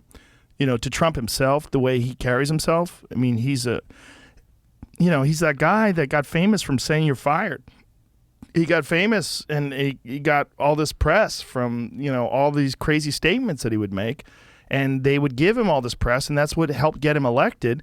But it also just made people so angry. Yeah. I remember we had an End of the World podcast that we did on 2016 during the election. So we did this live podcast from the Comedy Store. And I remember we went into the bar after it was all over, and we watched CNN. And we were watching like Jake Tapper and all these people like so depressed. Yeah. They were so angry and so just, it was so visibly obvious that these are not objective journalists that are just talking about this thing that happened, but they had a very clear mandate and they had a very clear role that they were playing. And that role was that we are the people that oppose this terrible thing that has just happened, where we have legally elected because of people's opinions this person who more than half the person, or more, at least the electoral college votes, more than half had decided should be the president. So the people had chosen, and they were like, the people are wrong. And it was wild. It was wild to see, because I was like, this is interesting, because it's like, this is one of the clearest examples of, it's just, they're not objective. These are not journalists. These are not people that are just reporting on actual facts. They had to have this opinion, this dour face, and everyone was very upset, very upset. Which, I mean, I understand it if you're not a journalist. I understand if you're just a person and you were a person that thought Hillary Clinton should be president, and then you saw this guy win, you're like, what the fuck? But you're not just a person, you're a fucking journalist, and your job is to tell people what's happening. But that's not journalism anymore. It's sensationalism. It's, you have 10 words on an ESPN front page to try and denote what a story is about to tell you. And how do I get the most clicks on this article just written?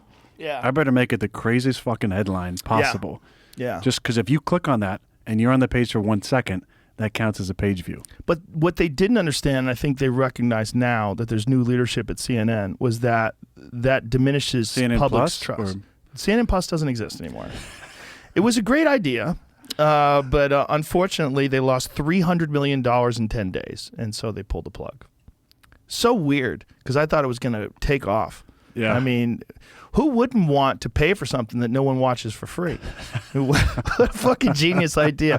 I would have liked to have been in the meeting with those people and just sit down and go, hey guys, look, I know you and I don't see eye to eye on things, but unless you want to lose a lot of fucking money, this is a terrible idea. If you want to make CNN Plus free, and then you should be a consultant. Build up advertising revenue ultimately and eventually. Yeah. But I think the people that are running CNN now are pretty wise. This is why they got rid of Brian Stelter and everybody else is on the chopping block, because they recognize like that this is bad for their bottom line. You can't have people lose all faith and trust that you're objective. And the editorializing that they were doing is so piss poor. You have these dorks, these people without good social skills, and they're not interesting and they're not likable. And they're the ones that are telling you what you should think. That's crazy. People don't like that. And so CNN recognizes that now, and now they've started to, get rid of those people, and they want to put in old school objective journalists that are just talking about the facts. 'Cause that's what CNN should be. Well, they need Trump back. And what else are they going to talk about? Well, there's plenty of things to talk about. The problem is that was their business model. That was. You look these independent people. When you look at like Breaking Points with Crystal and Sagar and Jimmy Dore and all these other people that have these independent political shows that are objective, they give their opinions. I mean, they certainly editorialize, but they're independent. And because we know they're independent, we know at least if I agree or disagree, I like or dislike, at least I know that that's coming from this person. When you would hear these other people talk, you would say, like, you've been given a specific mandate, whether it's from the producers or the executives or whatever. Your organization has a very specific slant, and you're ignoring reality in order to push this slant. And then when people find out that they ignored reality, or they find out that this information is biased and that you've excluded stuff that's contrary to your opinion, then people lose trust in it, and then the ratings drop off radically.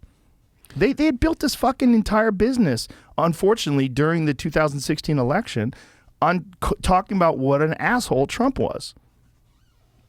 And they made that asshole president. I mean, it's a real argument that they made him president. Backfire. Oh, it's a terrible backfire. But that's what he's great at. He's great at using the media and manipulating them in that way and making them talk about them. Yeah, fake news. Have you seen Jamie Foxx's impression? It's incredible. Holy shit. Go to Jamie Foxx. I thought that fucking Shane Gillis had a good Trump impression. Yeah. Jamie Foxx is the most fucking talented guy that's ever lived. I agree. He's so goddamn talented. And JT.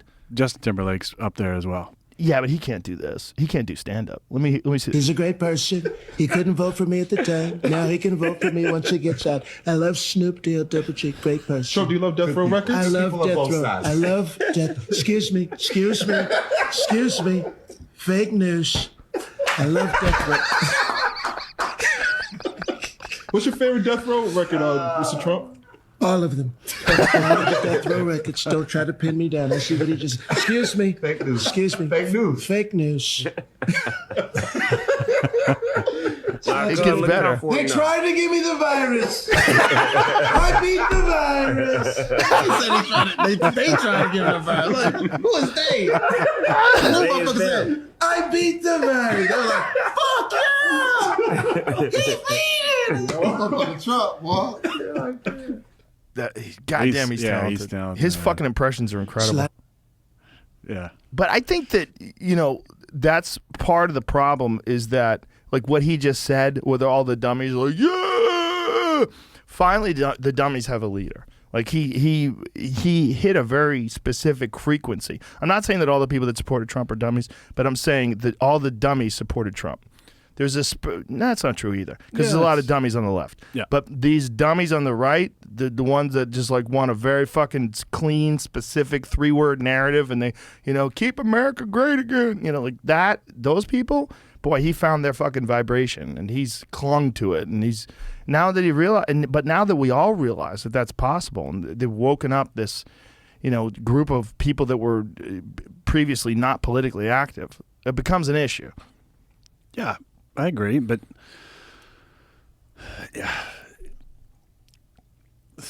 I don't believe that systems can change until you create alternate systems. Like systems just don't just change from the inside, unless having a 2-party system is one of the craziest fucking things ever. When you have how many people live in the States? 330, right? 330 million? And you can really only back one of 2 parties. Yeah. 'Cause no third-party independent's ever going to win. The only one that had a chance was Ron Paul. If Ron Paul went independent, because Ross Perot did it. I mean, Ron Paul was a Republican, but I think that if you had like a guy like that was saying things that resonated with a large swath of people, and he decided to go independent. But Ross Perot did that.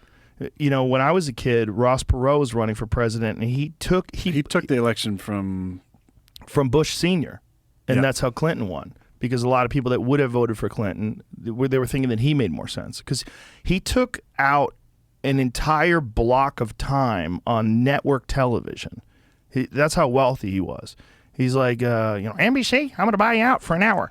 And he just went on television and explained how the Federal Reserve work and the tax codes work and all this. He's like, here's how you're getting fucked. And he did it on television. And that was terrifying to people. And they actually changed the standards for debates.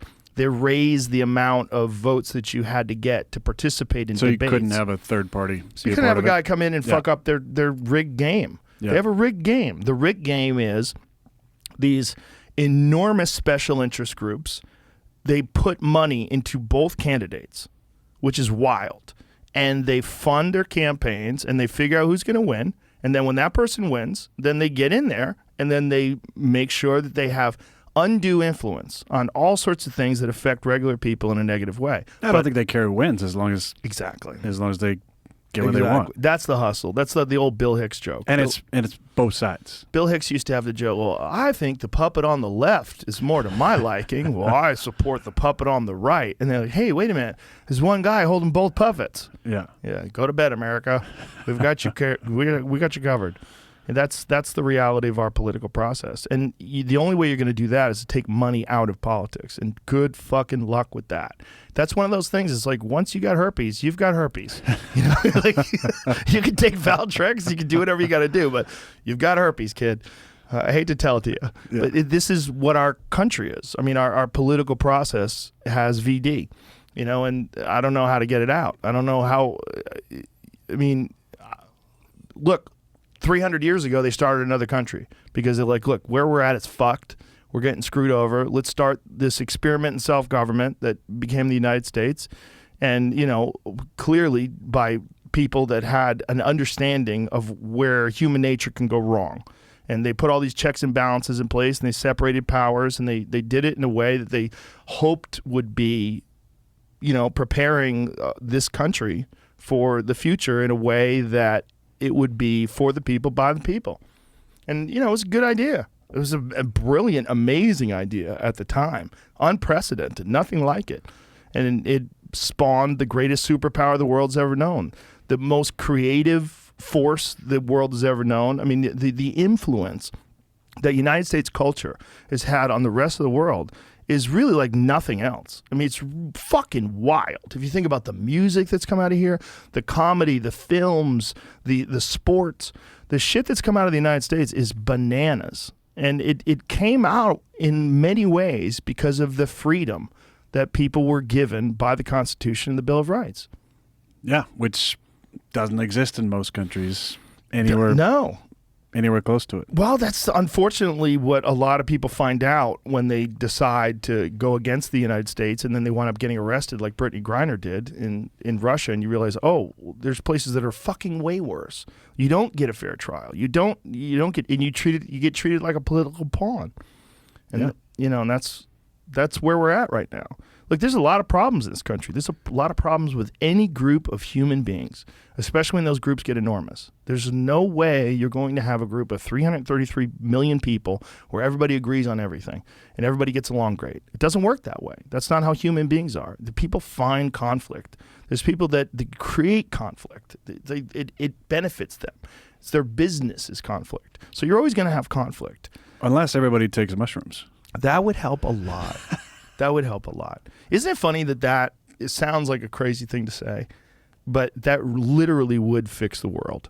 If more people had psychedelic trips and more people had an experience that dissolved their ego and more people had an understanding that community isn't just simply a bunch of people that live together. It's a bunch of people that care about each other and that we could treat the world like a community. That could be done. It can be done in small groups of people, and it can be done in large groups of people. And again, you're not going to resolve all conflict. You're always going to have conflict. No chance. But at least we would have a shift available in the way people view each other and think about things. Yeah, I couldn't agree anymore. But how much psychedelic use is in the NFL? How many guys are using psychedelics? I don't know. I mean, I talked recently about my own ayahuasca journey. And everybody has an ayahuasca journey, by the way. It's always a journey. Yeah, I'm on an ayahuasca journey. What do you call it? Ceremony? No, that's even worse. Yeah, plant medicine is where it gets squirrely. But you've done ayahuasca. No, I've not. I've only You done haven't? DMT. Okay. I've done DMT. I've done mushrooms. I've done LSD. I've done MDMA. Is that it? I think that's it. No, I've done salvia, and I think that's it. By far, the most powerful was DMT. By far, it was bizarrely powerful. Where like I feel like there was me, and then there was me after DMT, like a totally different person. I feel the same way about me, and then me after ayahuasca. But since I talked about it on Aubrey's podcast, it's been really interesting to see the people reaching out, like across the league. And there's been a lot of people outside the league and you know, entertainers, sports people, you know, just friends from the past, people at the work at the facility, you know, just the 9-to-5 people, all interested in you know, plant medicine. It's been really interesting. I think there's a hunger for what I experienced, what you talked about with mushrooms, is this like death of the ego. Yeah. This like realization that we're all connected. Yeah. This greater sense of like what community is. And I don't know if you've experienced in your DMT journeys and mushrooms, but when you dissolve the ego, the amount of love that you can give back to yourself and then other people, it takes away for me so much judgment of myself and others, so much separation between myself and others. The greater sense of connection was overwhelming when I kind of came out of that and got back to like reality or whatever. It was like, oh shit, like now here's the integration. Like, Yeah. here's me in a different form, you know, here's my reflection that I see of myself and you. Yeah. And we're all fucking connected in such a deeper way. And it's just, you know, doing a plant that's been used for generations, Yeah. you know, in the Amazon jungles. And I got the same feeling on mushrooms as well. I mean, it was just an incredible connection to nature and life and all sentient beings and all plants and fungi and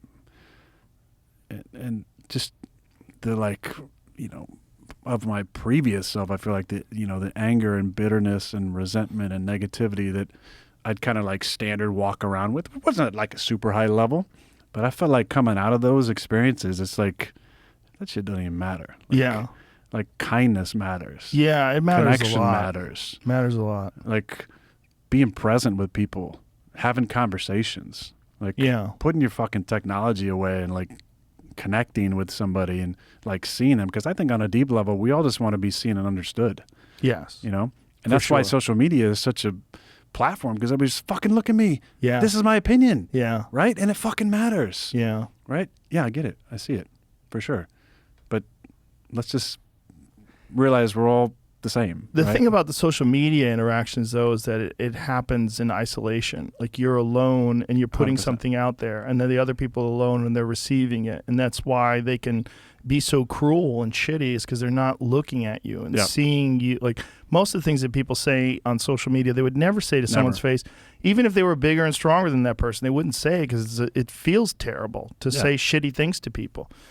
It's an interesting thing that happens when you recognize that a lot of the way we react with each other is based on insecurity. We put up these armored walls between us and the rest of the world, and you have this thought that, you know, fuck everybody and everybody's fucking me over and fuck them, and then you do something like DMT or mushrooms or ayahuasca, and you recognize, oh, that's nonsense. Like that. Not only is that nonsense, that's bad for me. That's bad for everyone. It's bad for everyone I come in contact with. It's unnecessary. And then you realize the source of it all. It's just fear. It's just fear and insecurity. Yeah. And that was so profound to me. Like this recognition of what the problems that the ego presents, and that these problems, this ego, first of all, was not designed to live in a society like this. Our bodies were not designed to live in these neighborhoods of millions and millions of people. This is not normal, and we don't know how to deal with that. And so we come up with more walls and more insecurity and more defensiveness, and that this is bad for everyone. And the solution to that is to expose people to these things and allow them to recognize the flaws and the patterns of behavior that they've been following their whole life. But the more people that get exposed to that, the more that's going to be a normal narrative, and that people are going to understand that you're just a person. You're not a bad person. You might have made bad choices, but you're just a person. We're all human beings. Seen people in jail for violent crimes. They're just people. They're people that got on terrible paths, and they don't realize that we're all connected. Yeah, I wish that there was a way where more people could be exposed to it, because I really think it would change perspective 100%. And go ahead. It's changed radically in my lifetime. I Yeah. mean, it's changed radically. Because you've been just talking over about the- this for a long time. Yeah. Yeah. It changed radically over the last couple of decades that I've been exposed to it. I think the first time I did DMT was early 2000s. And I remember, well, the first time I did mushrooms was early 2000s as well. But mushrooms were amazing, and it was beautiful. But DMT I always describe as mushrooms times 1,000,000 plus aliens. It was the encounter of entities that was so mind-blowing, that this thing that, like, there might be some sort of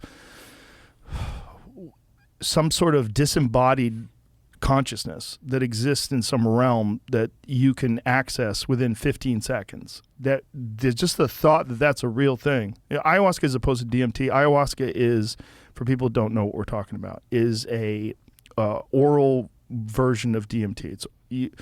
DMT is broken down in the gut by something called monoamine oxidase, and what ayahuasca is one plant that contains dimethyltryptamine and another plant that contains an MAO inhibitor, harmine. And you combine the two of those together, and it produces this orally active version of DMT that's a much longer experience, but typically it's not as intense as the smoked DMT. When you smoke it, it's like right into your bloodstream.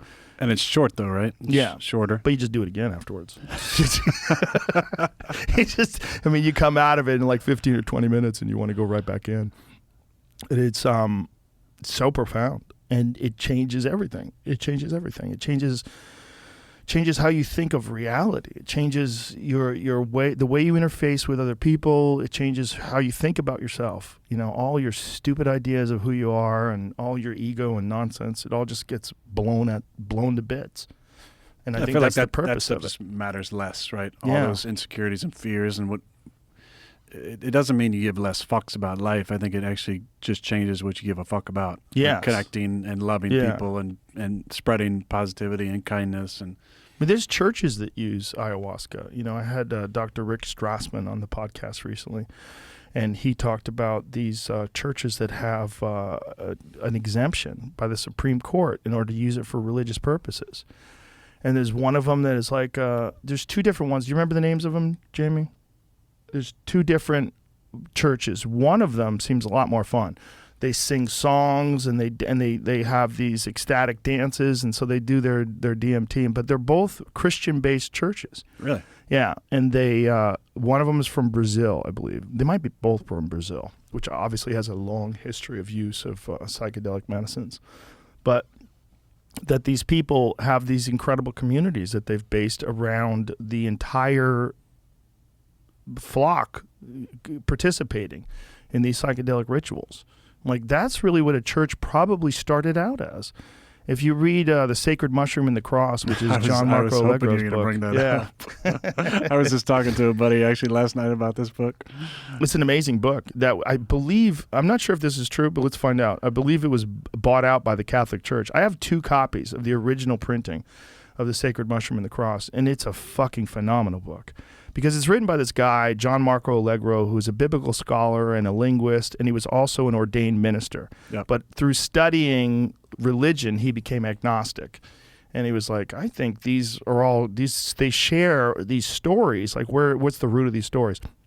So he was hired to decipher the Dead Sea Scrolls. And for 14 years, they painstakingly deciphered this, which I believe was the first version of the Bible that they encountered that was in Aramaic. And this was, they found these scrolls in Qumran, which is in Israel, where they found these caves, and inside these caves they found these ceramic pots that had these scrolls in them. And it was so painstaking that they had to do DNA samples on the scrolls, because these scrolls are made in animal skins. That's how old they are. And they took these scrolls and they had to match up the DNA with a specific cow that was on each, so they knew that these strands were from this one cow. So let's put all these together and figure out how they piece together. Wow. So they do all this, and then they analyze the language, and then they decipher it.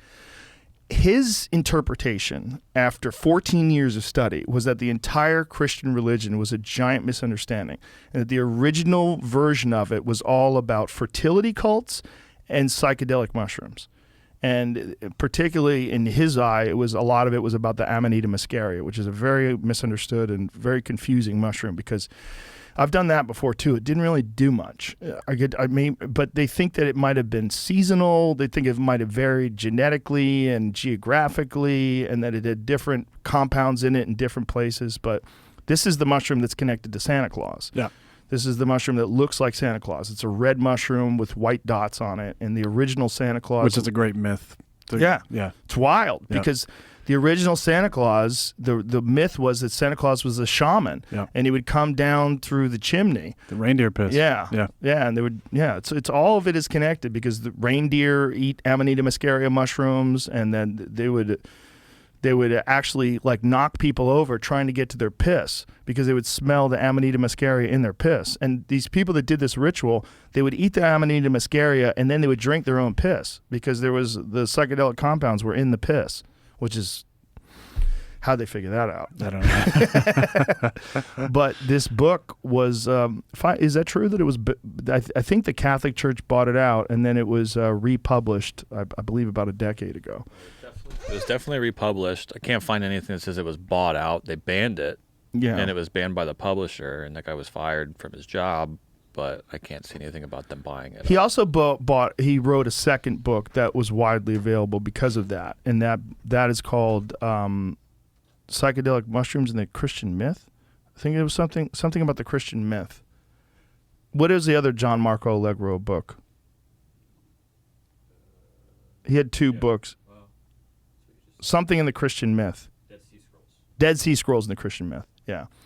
And that was his interpretation. Now, this is a convoluted, complicated argument, because you really have to understand ancient languages. You have to be able to decipher them and read them and know the etymology of the words. But he traced back the word Christ to an ancient Sumerian word that was a mushroom covered in God's semen. And so the idea was that when it rained, things would grow out of the ground. So this was God. I mean, you have to realize that we're talking about people that lived thousands and thousands of years ago. These people, fertility was very important. Having children was very important. There was never this concept of like there's too many people. There was like everyone was dying. It was very easy to lose a child. Like child mortality was very high. Infant mortality was very high. It was hard to stay alive. There was very little medicine. No one understood anything. So these people had this idea that when it rained, it was God giving life to the world, and that rain was God's semen. And if you've ever been in a place that has mushrooms, when it rains, you wake up in the morning and there's mushrooms everywhere. Yeah. Mushrooms that weren't there before. They grow so quickly. A mushroom as big as this coffee cup could appear overnight, which is really crazy. Yeah. So these people, it would rain, and then in the morning they would find these mushrooms and they would eat them, and they would fucking trip balls. Right? Could you imagine being one of the first people that discovered psychedelic mushrooms, and you're eating them, and then they wanted to hide these stories from the conquering Romans and from all these other empires that were invading them, and so they hid them in allegories and in myths. And this was his take on the Bible, is that all these stories were translated over and over again from Aramaic and ancient Hebrew to Latin and Greek and English, and then so much was lost in the translation. That doesn't really fly very well in the Christian church of today, I don't think. Well, it does if you go to that one that's from Brazil that takes psychedelics. They're probably like, yeah, that's exactly what it is. I was talking to a teammate of mine last night about that, and he's never heard of it, and he's like, oh, Hardcore Christian? Sounds kind of crazy to me. I'm like, yeah, it does. But well, the very least, you have to understand that if the Bible is the Word of God, it has been interpreted by people. Right. And people are biased, and people, they have reasons to withhold information or to interpret information. Yeah. Control. Sure. I mean, Martin Luther was almost killed because he translated the Bible into a phonetic language that people could read and understand, and he wanted people to interpret the Bible themselves. They wanted to kill him. It was only because of his political connections and that he stayed alive. But knowledge is power. Yeah. Well, especially back then. Yeah. I mean, Jesus Christ. I mean, if you were a priest back then, you were a rock star. I mean, that was originally... And most people couldn't read. Yes, exactly. Exactly. And so they had to rely on these other people to tell them what the God wanted. God forbid you make it easier for people to understand. God forbid. Yeah, exactly. Perfect choice of words. Yeah. When did you what was your first psychedelic experience? I had mushrooms years ago out in nature on the beach, and had this magical experience where I felt like I merged with the ocean. And I'd never done psychedelics before that. Always been interested. Actually, watching your podcast years ago and hearing you talk about it got me like aware of that. I mean, growing up in a very strict religious culture, anything outside of like the straight and narrow was a major sin and a no-no, you know? But for me, being a little rebellious, like I'm always like, that sounds kind of fun though, you know? Like some of these things people are doing, the hippies seem like they had a pretty good time doing a bunch of LSD and stuff. That sounds pretty cool, right? And you know how many people died from mushrooms? Thousands? 0. Yeah, I know. I mean, someone probably did mushrooms and thought they could fly. That was another Bill Hicks bit. Yeah.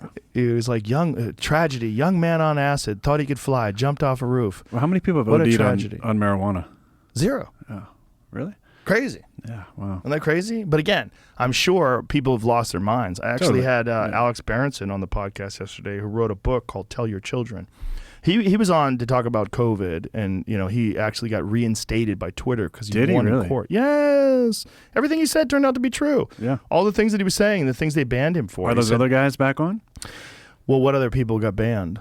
Wasn't Peter McCullough, wasn't he banned? I do not know if he was banned. Was he banned? I do not know. I believe Robert Malone is still on. He's still on? Maybe he's banned. They might have banned them. They might have banned them all.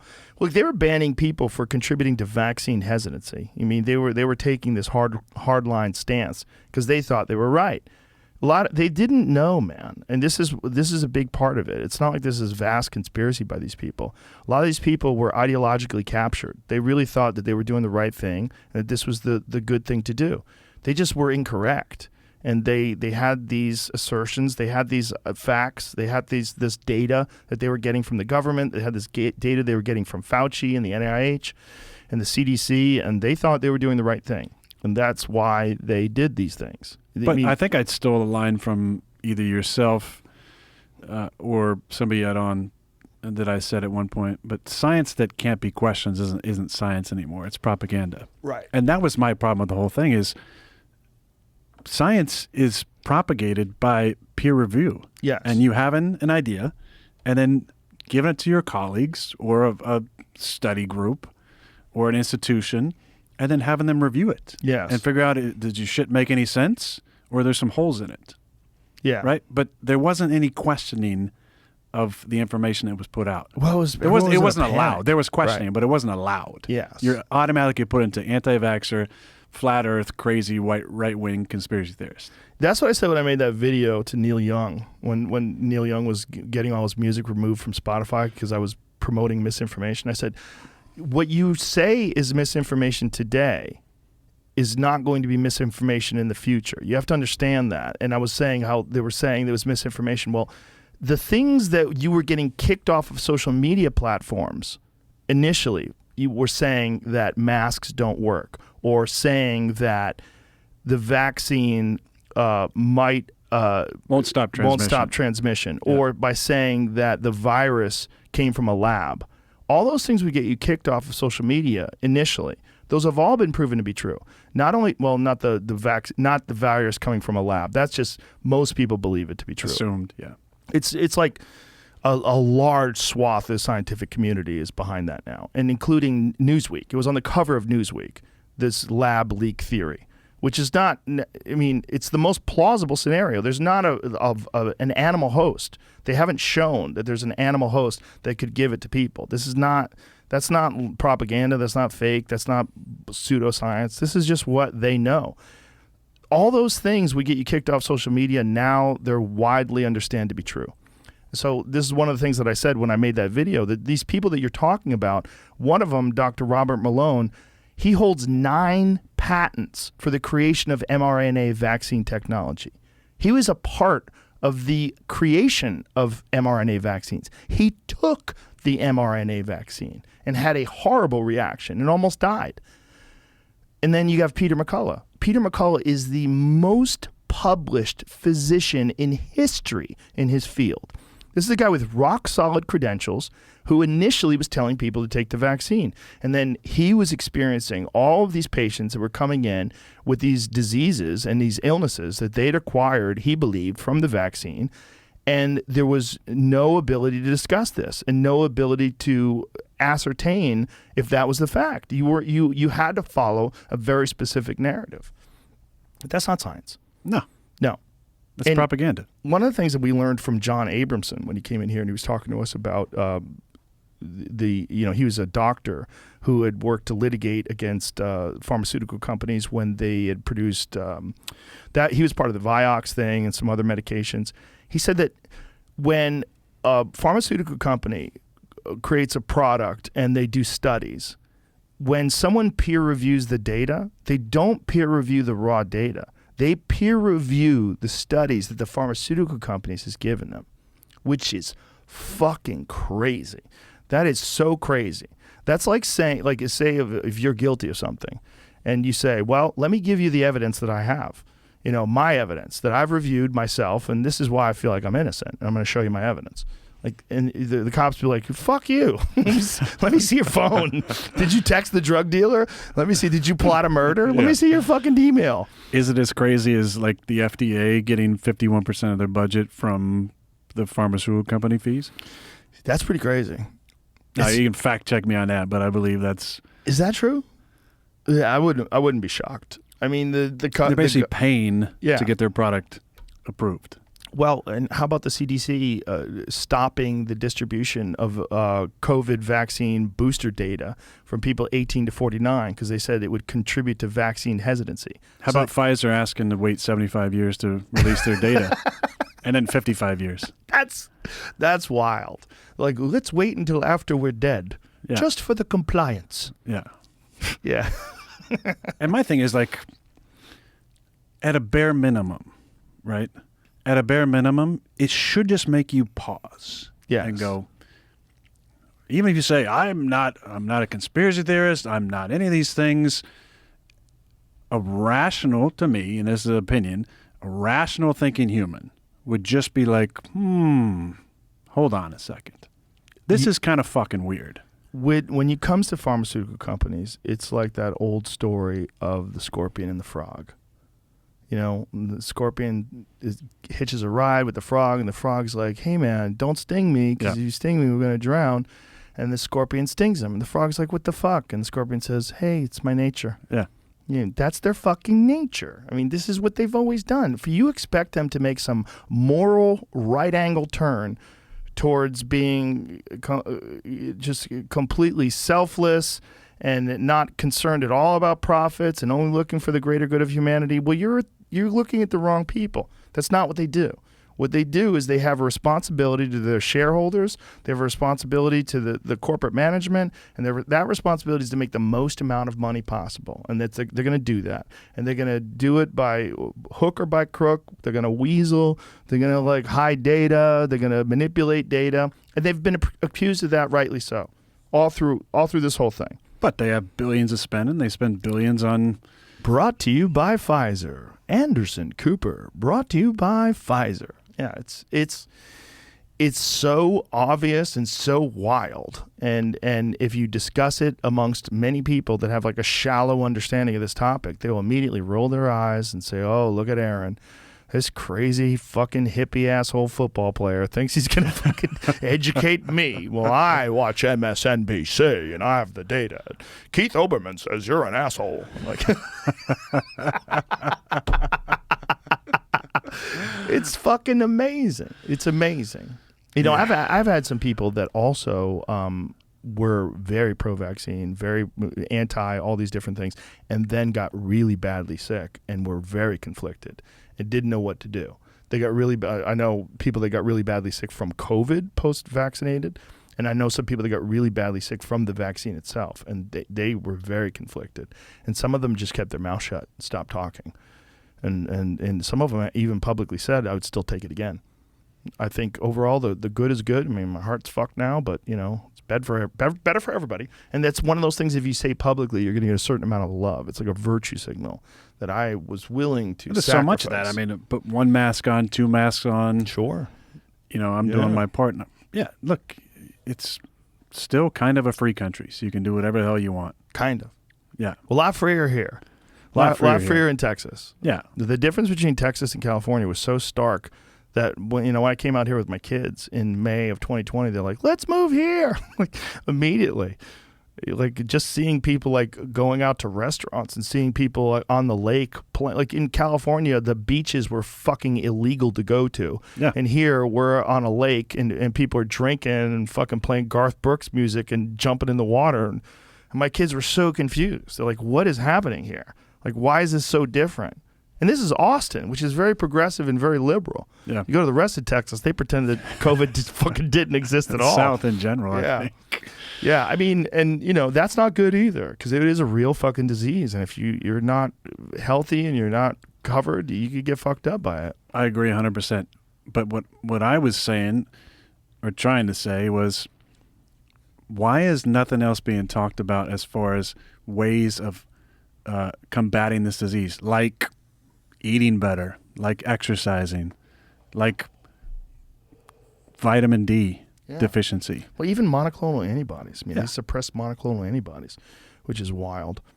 They held on to, 500 million of them or something crazy? Something Some shit crazy like that. It's all of it was bad. All of it was bad, and all of it is a lesson for people in the future that if something else happens again, to be more skeptical and to understand the influences that are behind these decisions that politicians and even, you know, quote unquote health experts make. They're being influenced by things other than just data, and that's very important for people to understand.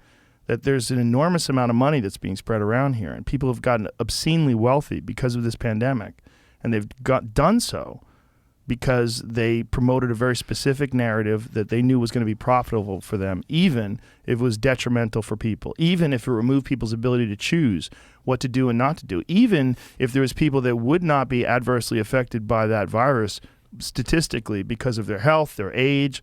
They didn't give a fuck. You want to play football? Take this fucking thing. And I want you to do it publicly so that I can get more money out of those other people that are thinking about it and they're on the fence. Yeah, and then we're going to virtue signal to say, look how righteous our league is. We have 95% compliance with the vaccine. Compliance. And if you don't, we're going to send a stooge to your team to show you graphs of your vaccination percentage of your team compared to the rest of the league, which actually happened. Really? Yeah. What was the stooge like? Oh, I mopped the floor with them. Did you? Yeah. See, again, that's why people are like, no one knew your vaccination status. You lied to your teammates. No. Day 3 of training camp, they sent this stooge in, and he showed these slides about what your vaccination percentage was in your team, where you compare to the rest of the league. And I started asking him questions about liability. Oh, I'm not a lawyer.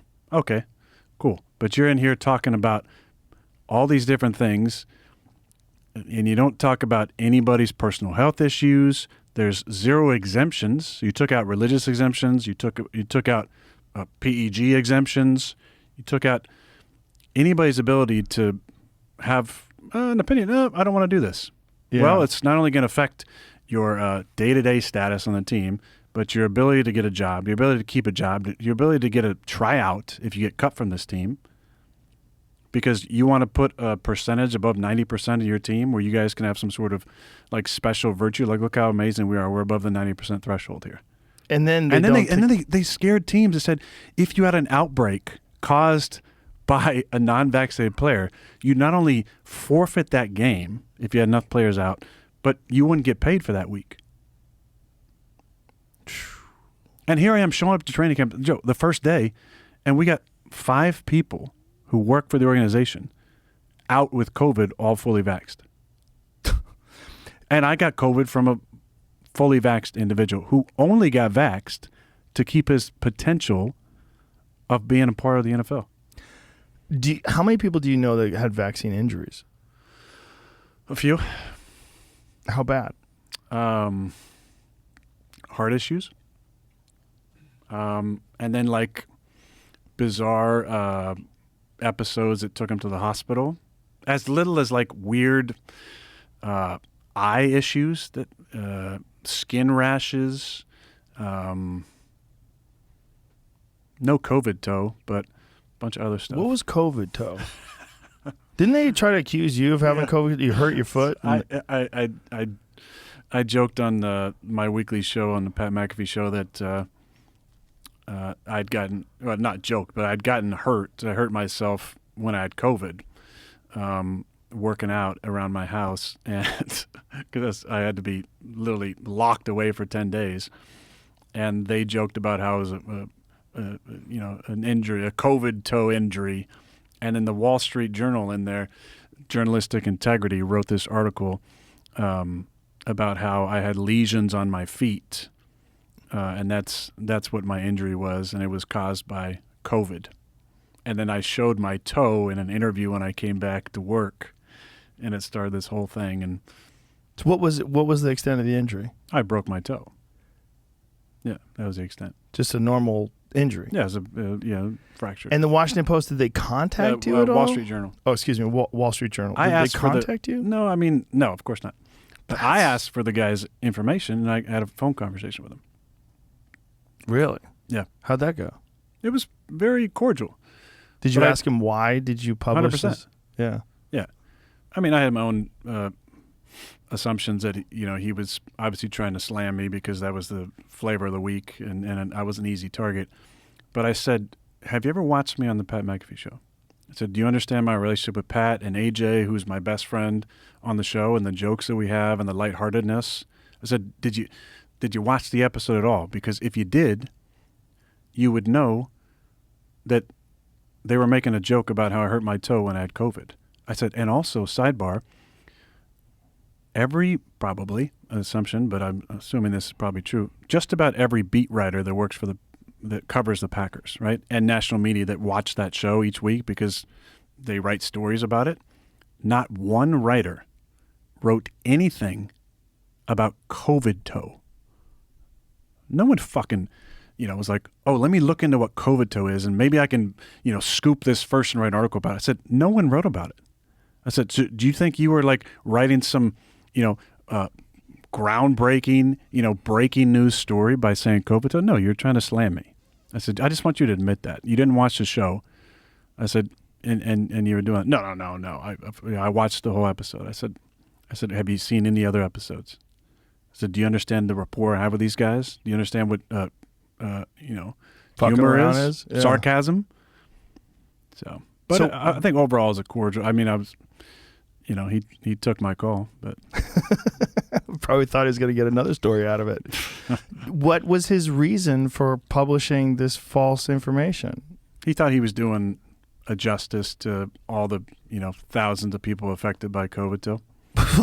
What is the... No one had ever heard of COVID toe until that article came out. I can promise you that. Yeah, what is COVID? Is that a real thing? Supposedly it's involved some sort of lesions on your feet. But you never said you had lesions on your feet. So why did he publish that? Because it was the flavor of the week. But did you ask him? Why'd you publish that? Yeah. And what did he say? He thought he was reporting on a legitimate, medical affliction. Sure he did. Yeah.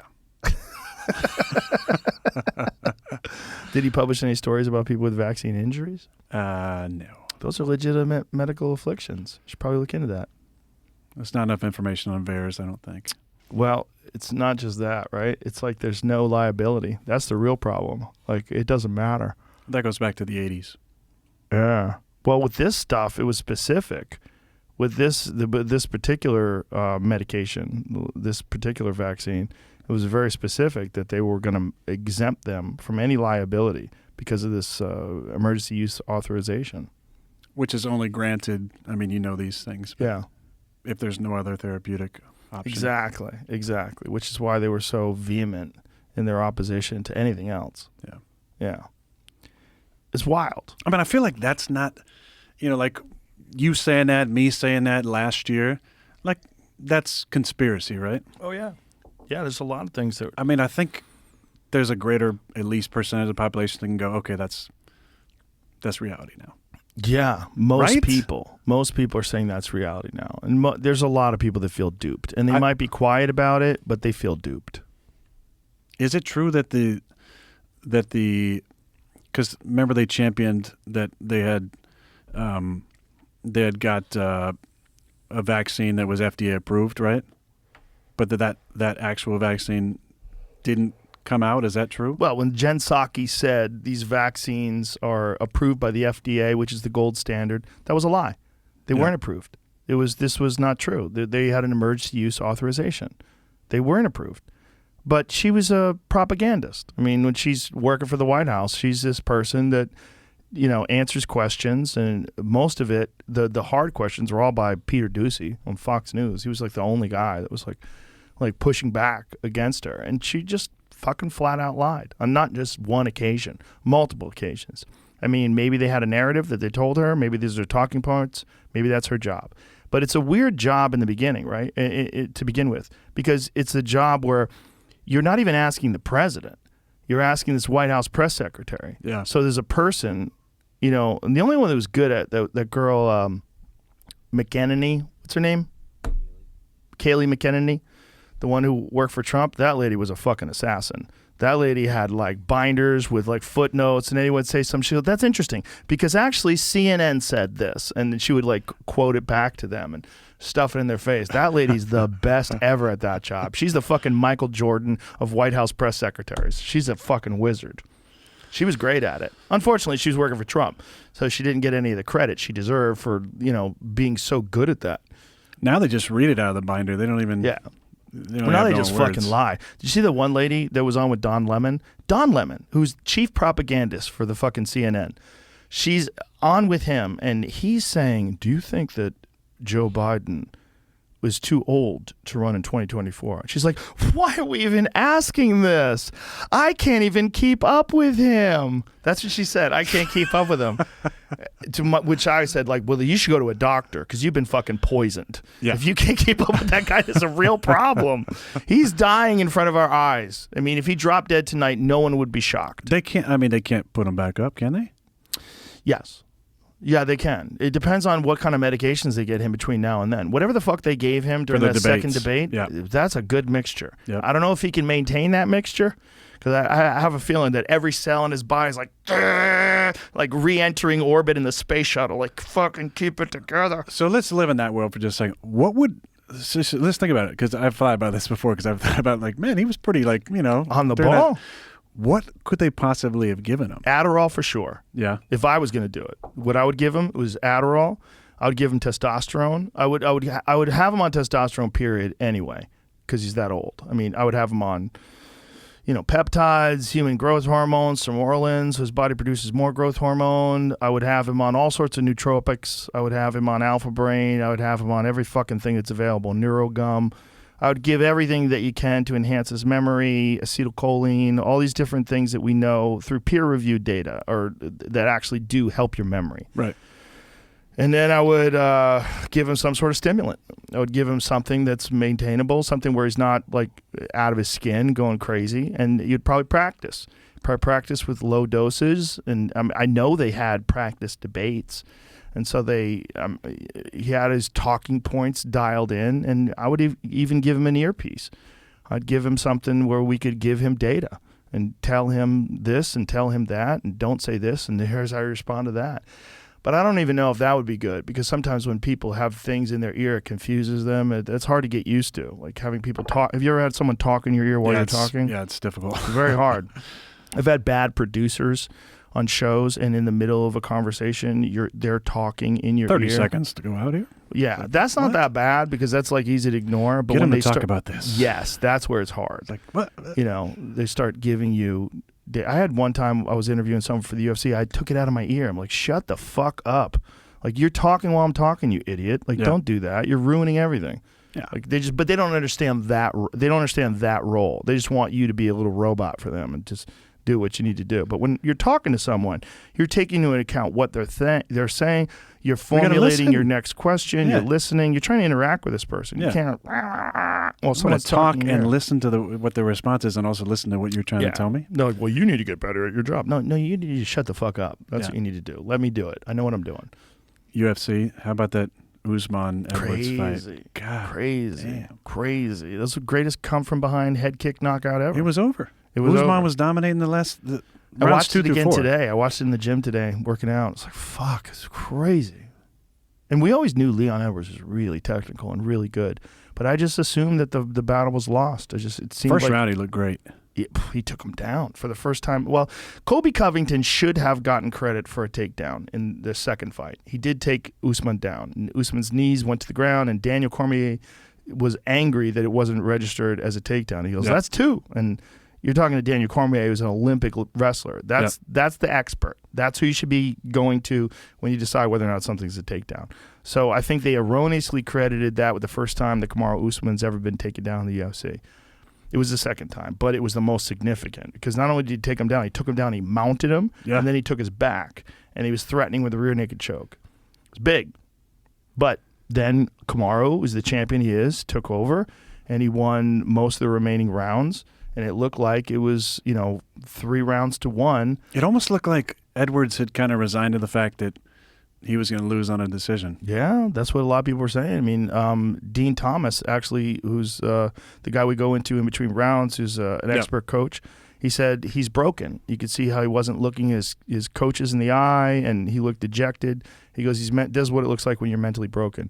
And then he went out there and landed the greatest head kick for that, in the history of the sport. It was so perfect, too. It's so textbook. But that's the thing about Leon. He's so technical. The way he does things is so smooth and so efficient. And so it wasn't shocking that he could do that. It was just shocking in the context of his performance up until that moment. Yeah. But the way he feinted with the right hand, extended the left, that forced Usman's head to move off the center line, and threw the kick at the same time. It was fucking magic. You can teach someone the reason why that techniques work so well. You couldn't teach them any better than that visual, because Usman's moving away from the punch, and wham, the head kick comes. What is this? They were drilling this right before the fight. Really? Oh, my goodness. They noticed something on video, I guess. Oh, my goodness. Jab away hook kick. Yes. So they noticed that as he was moving, he would move off to the right-hand side. Wow. That's incredible. He'll circle and then go with the high kick. Wow. That's incredible. I mean, it's perfect. Greatest head kick knockout ever. And I don't think there's a close second. In terms of, you could say Holly Holm versus Ronda Rousey, but Holly Holm was winning that fight. It's a totally different experience. Yep. Holly Holm was avoiding Ronda. She avoided the clinch. She avoided the takedowns. She was dominating her on the feet. Ronda was already beaten up by the time that Holly landed a head kick. Ronda was getting fucked up. That was a rough night for Ronda Rousey fans. Very rough night. Very, very rough night. But a great night for Holly Holm fans. Yeah, it was. But this is different. This was a fight where it was a come from behind. He was down 3 rounds to 1. He won the first round. He lost the next 3. And to land that head kick in a fight like that was fucking wild. Especially when you consider, like, Leon hadn't fought in so long. There'd been so many problems. He was scheduled to fight Tyron Woodley in England. That fight got canceled because of the pandemic, and there was all these setbacks. But we had always known that he was one of the very best in the division, and that he's this, like, dark horse. This guy that people maybe in the general public weren't really aware of. Everybody's aware of the big stars, and he was just, like, super talented guy that had only lost one time in the UFC, and that was to Usman, yeah. early in his career. And that was when he didn't know how to wrestle. So one of the big victories was him taking Usman down the first round and showing him, hey, motherfucker, I'm a real martial artist. I'm not just a striker anymore. I'm a fully well-rounded martial artist. Yeah. Pretty impressive. I love you and Daniel's reactions. Oh my Those are God, some of the best. It was crazy.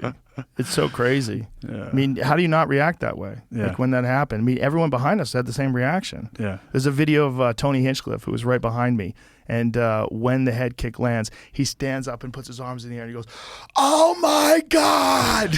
Because that's what everybody's reaction was, like, "Oh my God!" Because when you think, that's one of the beautiful things about MMA that is different than any other sport. In that, like, or boxing too, is that you could come from behind with one move, one thing, and it changes everything and shuts it all off. It's so final. But you just haven't seen that in boxing or UFC, I would say, in a while, right? Where Very somebody's rarely. been getting beat up. It's, that's what I love about the Tyson Fury Deontay Wilder fights, is because you just knew at any point, didn't matter who was ahead, one punch from either of these guys, and it'd be fucking over. Right, Yeah. but in UFC, you just don't see that a whole lot, where a guy's getting his ass whooped and then comes back and... Well, it's a credit to Leon that he was able to do that, but also a credit to Leon that he really didn't absorb a lot of punishment in that fight. He wasn't busted up. He didn't have his eyes swollen. Yeah, he hadn't been concussed and rocked. He was losing, but he wasn't getting beat up. Yeah. He wasn't getting like tortured. He was still very fresh in the 5th round, which is also a credit to his conditioning.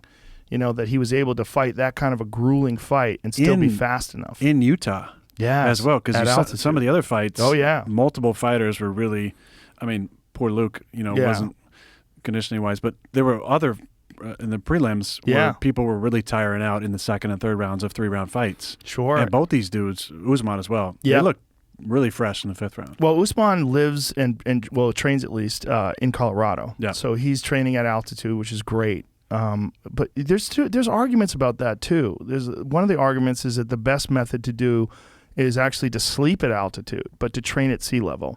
Really? Yeah, because it's about how much output you can put out, and that if you're training at sea level, you are able to put in more work, so you have more output. So your heart, you're able to condition your body better, and then you recover at altitude. So in your sleep time, your rest time, then your body acclimates and produces more red blood cells, which enhances your endurance, but you're still getting in more work.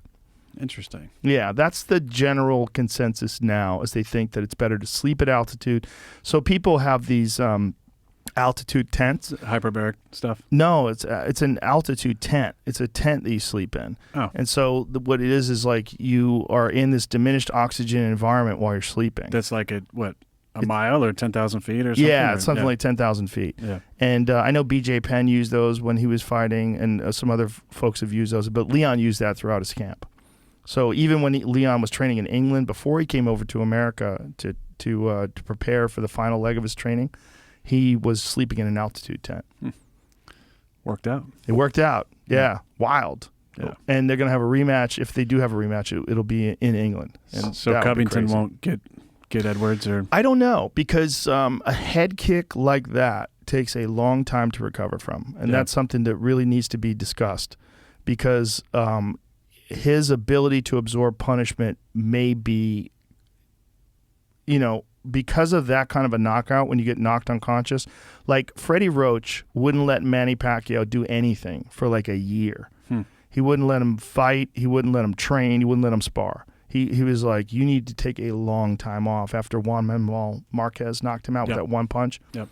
That kind of KO, when you're flatlined by a massive blow like a fucking head kick, which is the most powerful blow that you could throw in MMA, that can affect you, and it affects different people in different ways. There's all sorts of different variables that have to be taken into consideration.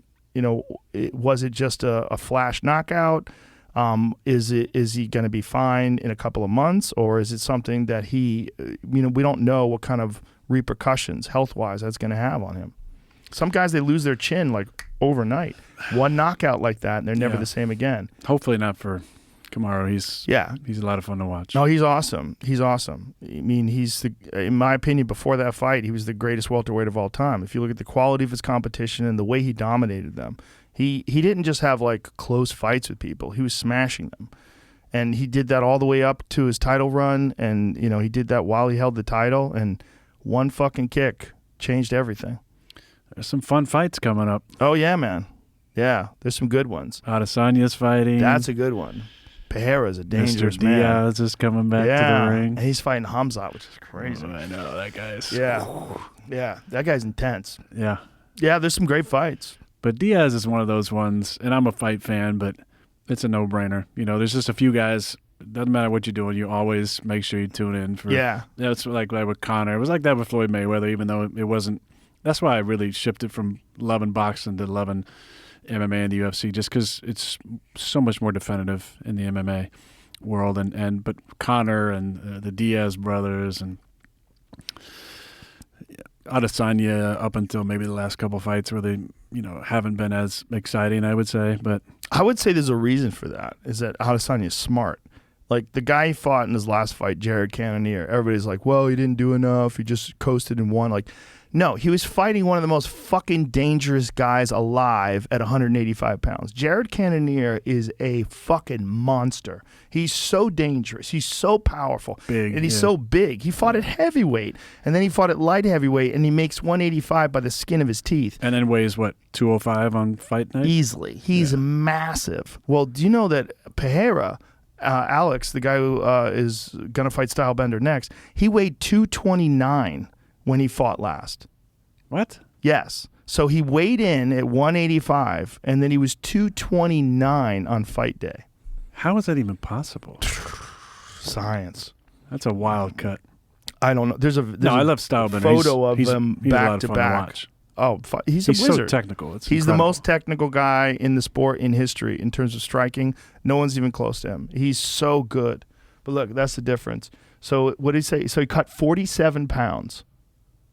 So that's him fight day on the right, and that's him weigh in. So 99 kilograms. What is that? What's 99 kilograms? 220. Just under 220. So he weighed 220. Yeah. So 47 fucking pounds.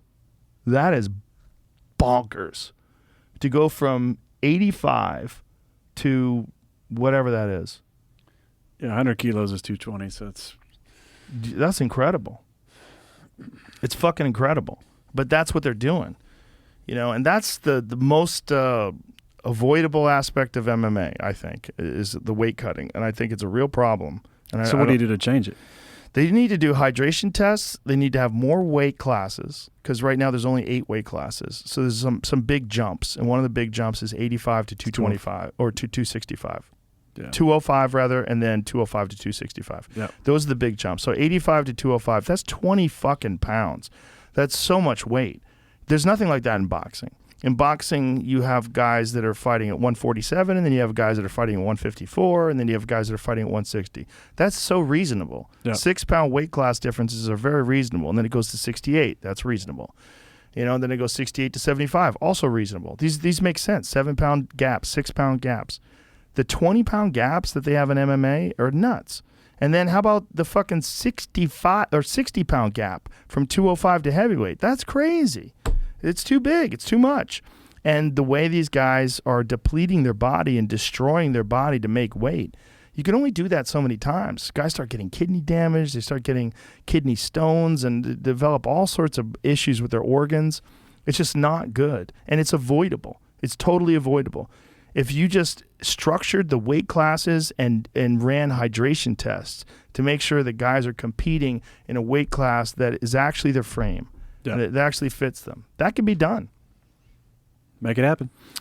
Nobody wants to listen to me, man. I brought it up with the powers that be. There's a lot of things that I bring up that they go, yeah. No, we can't. But they could. And unfortunately, I think it's going to take a tragedy. And, we've had people die overseas. I've seen people on death's door. I remember when Travis Lutter fought Anderson Silva, he missed weight. But I was there while he was trying to make weight. So he missed weight, and then they gave him a allotted amount of time to try to make weight again afterwards to see if the fight can still go on. I watched him shuffle because he couldn't walk. So he was shuffling to the weigh-in. to the scale. His lips were cracked. And like you could see like blood in his lips because he was so dehydrated. There was no water. Yeah. He had dried himself out to death's door. Like if he had to fight that right then at that moment, he would not have been able to go one round. He was so exhausted. And then the next day he lost. And he looked exhausted when he lost. He wound up losing by submission. He got caught in a triangle and got hit with elbows and tapped out. But it was more the weight class or the weight cut than it was anything else. You know, you could say that's on him because he didn't do it correctly. Look, you know, Usman is big for the weight class too. So is Leon Edwards. They both made the weight fine, and then they rehydrated. It can be done. But it's avoidable. It's an avoidable part of MMA that I think should really be addressed. And I think it's also cheating. I think it's sanctioned cheating. You know, you're not 180. You're not. You're pretending. You're pretending you're fighting at 185 pounds. You're fighting at 220. That's what you are. You're 220. You just dry yourself out to 185 for the briefest amount of time possible. You hop on the scale early, and then they scientifically rehydrate you up to a healthy level. To dehydrate yourself to the point of literally on death's door 24 hours before a fucking cage fight is crazy. You wouldn't go out and party 24 hours before a cage fight. You wouldn't do any of the things that could deplete your body the same way dehydration does. But yet we allow it. And not only do we allow it, we expect it. It's dumb. It's dumb and it's avoidable. And it's one of the biggest dangers in the sport. There's a company called ONE FC that apparently have some sort of hydration policy. And they change, like people that were competing at lower weight classes are now competing at higher weight classes. They move stuff around, but they've addressed it. And they've addressed it in a way that seems to work for their organization. And I'm sure there's some fuckery involved and some shenanigans involved, but way less than we have in the UFC. We'd like to see him be preemptive instead of reactive. Yes. Proactive instead of reactive. It happened in our league, you know, forever. My rookie year, you know, day 1 through day 14 is double days, you know, 2 practices a day. Yeah. And how did that change? Somebody died. And then it was 2 and 1 and 2 and 1 and 2 and 1. And then there were some college kids that died. And then they went, oh, you can't ever do double days in a row anymore. And no, double are they days dying from out. heat stroke? Are they dying from exhaustion? Both. Yeah. Yeah. And there was some maybe genetic issues going on, but at the root, there was not the right nutrition and hydration policies or education involved to allow these guys to recover. And what was going on only got changed when there was a tragedy. Do you think that's because they are trying to instill mental toughness and just condition them to just some extreme level by doing this, and that this was like this old school 100%. thought? Yeah. It was, and some coaches have still said it today, you know, how do you build callous if you don't, you know, put them through hell? You know? And it's like, work smarter, not longer. Yeah. You know? Efficiency over time. Well, I have a thought on that too, is that, I mean, I think you can make people mentally tougher, but I think at the elite levels of competition, everyone's mentally tough. Yeah. And that's not the issue. And I've seen people fight overtrained. You know, I saw Tim Kennedy went through 2 camps in a row because one fight got canceled and they went right into another camp, and then he went out fighting Kelvin Gastelum, and he was gassed out like almost immediately, which that fucking guy has a gas tank as big as the ocean. He's never out of gas. It's like one of his biggest strengths is his fucking relentless pace. But his body was just failing him because it had never gotten the adequate rest and recovery. Well, I mean, I think for a lot of the older mindset, older coaches, that's not part of it. Yeah. You know, rest, recovery, hydration, proper eating habits, how that affects performance, it never came into effect. You know, it's like, no, we're going to grind you and see what your limit is. Yeah. Yeah. And the ones that can make it through, they're going to make the team. And the ones that can't, you're fucking out of here. Yeah. But that's just, thankfully, that's not the way we do it anymore. But I don't think it ever has to be. They've had to change a lot of things in the NFL, right? I mean, concussions. Yeah. Now people realize what an issue that is. I mean, when you first started playing football, how much talk was there about CTE and concussion? None. Yeah. You know, you get dinged in the head, you see stars, and get back out there. Yeah. Yeah. Now there's much better policies in place and awareness around it. and probably as much attention as could possibly be to any type of head injury that happens. We have independent people, spotters who can pull people out of games who might have got dinged up. We have multiple independent medical personnel whose main job is to watch for head injuries now, which is great. And the recovery process to actually get back on the field is way more difficult. You got to pass a number of different tests. It's all slotted on a day-to-day basis. It really sets up you're not going to be able to come back the next week. What protocols do they have for recovery? Like, so if someone gets dinged, they get concussed, what do they do to try to help them recover? Well, I don't think that part is maybe where it needs to be yet. It's more go home and rest. Really? Yeah. So they don't have any modalities, they don't have any therapies, they don't have anything that they do? Hyperbaric chambers, nothing? Not in Green Bay.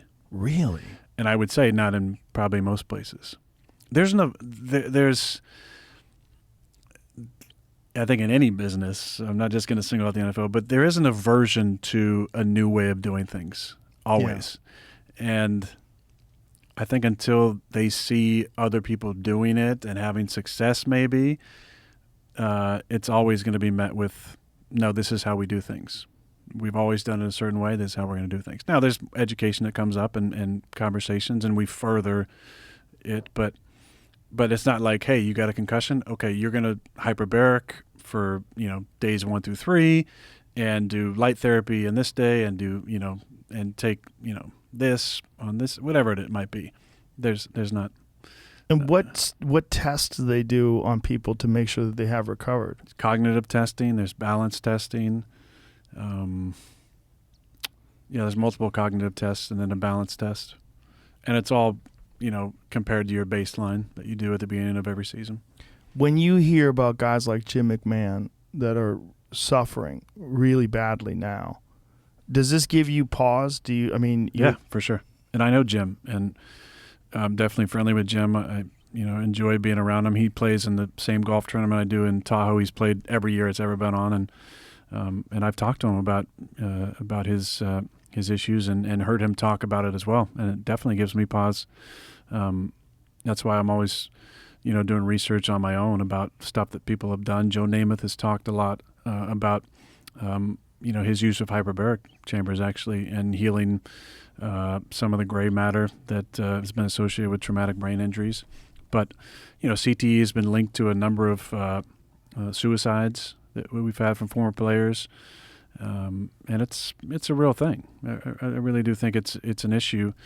The NFL, I think, is doing a lot to combat it now, thankfully, with the standardization of the helmets that we use is way different than it used to be. I mean, there is a very high standard and testing process that goes into that. They've tried to police the helmet-to-helmet hits that we've had.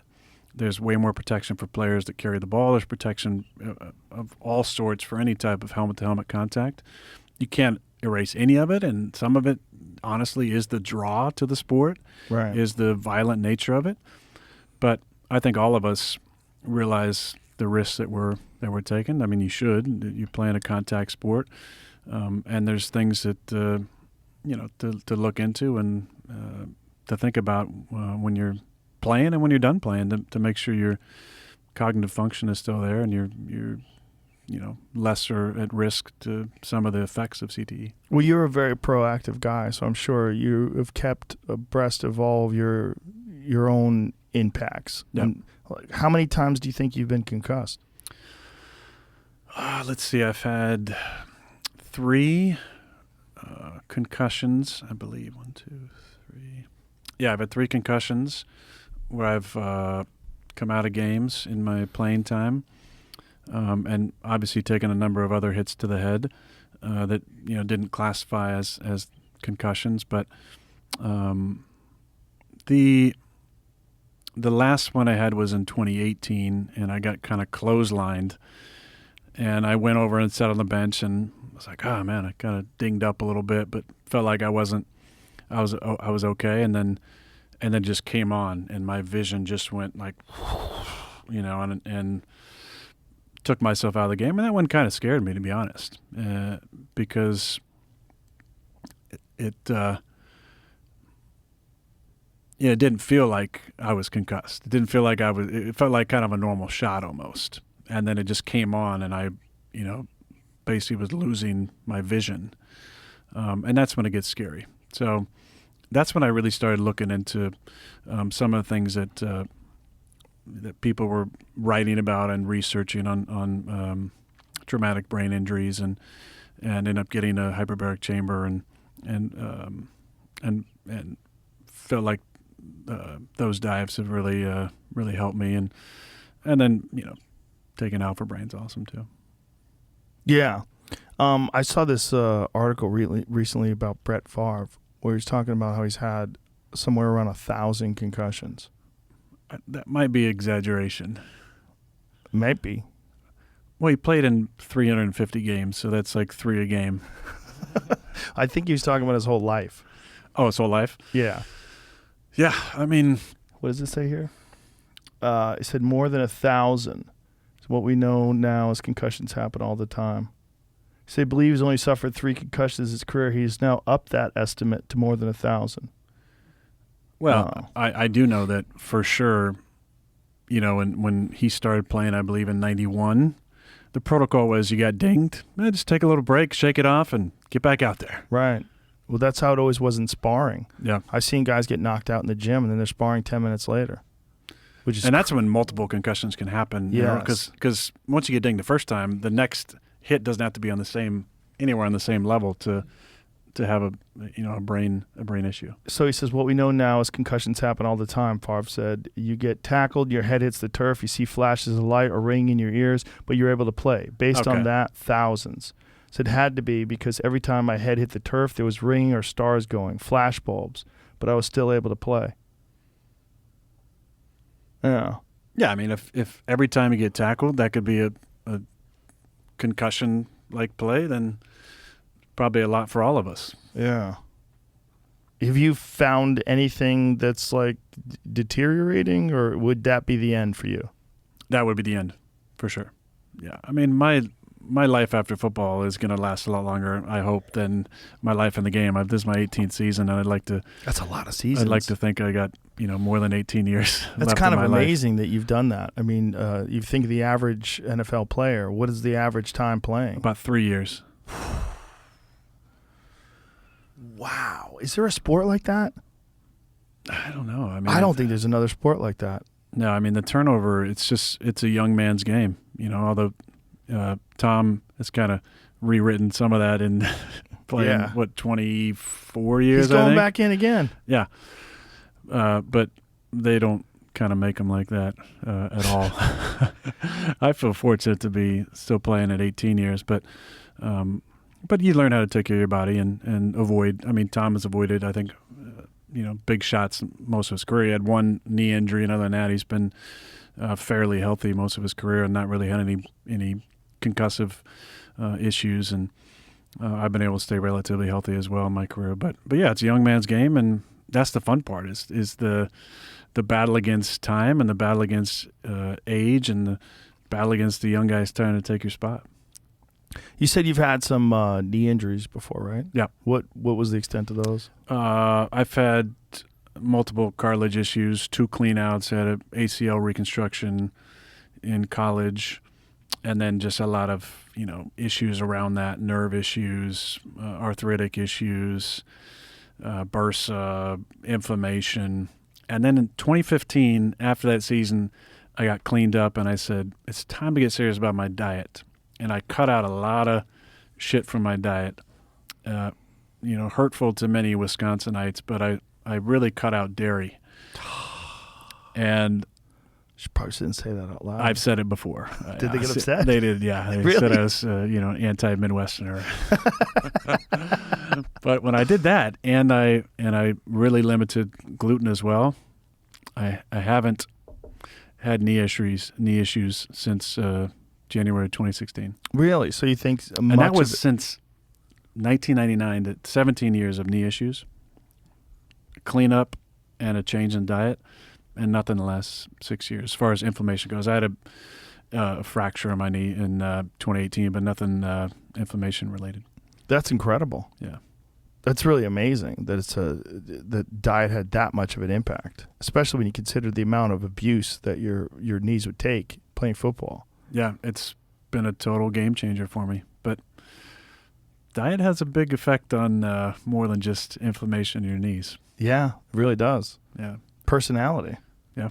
Yeah, it has a big effect on your immune system, a big effect on just overall pain and the way you feel. Yep. It's kind of amazing how bad most food is for you. Most of it's not real. It's not real. It's not good for you. Filled with preservatives and genetically modified to stay on the shelf longer. Fake meat. Oh, that stuff. That stuff's hilarious.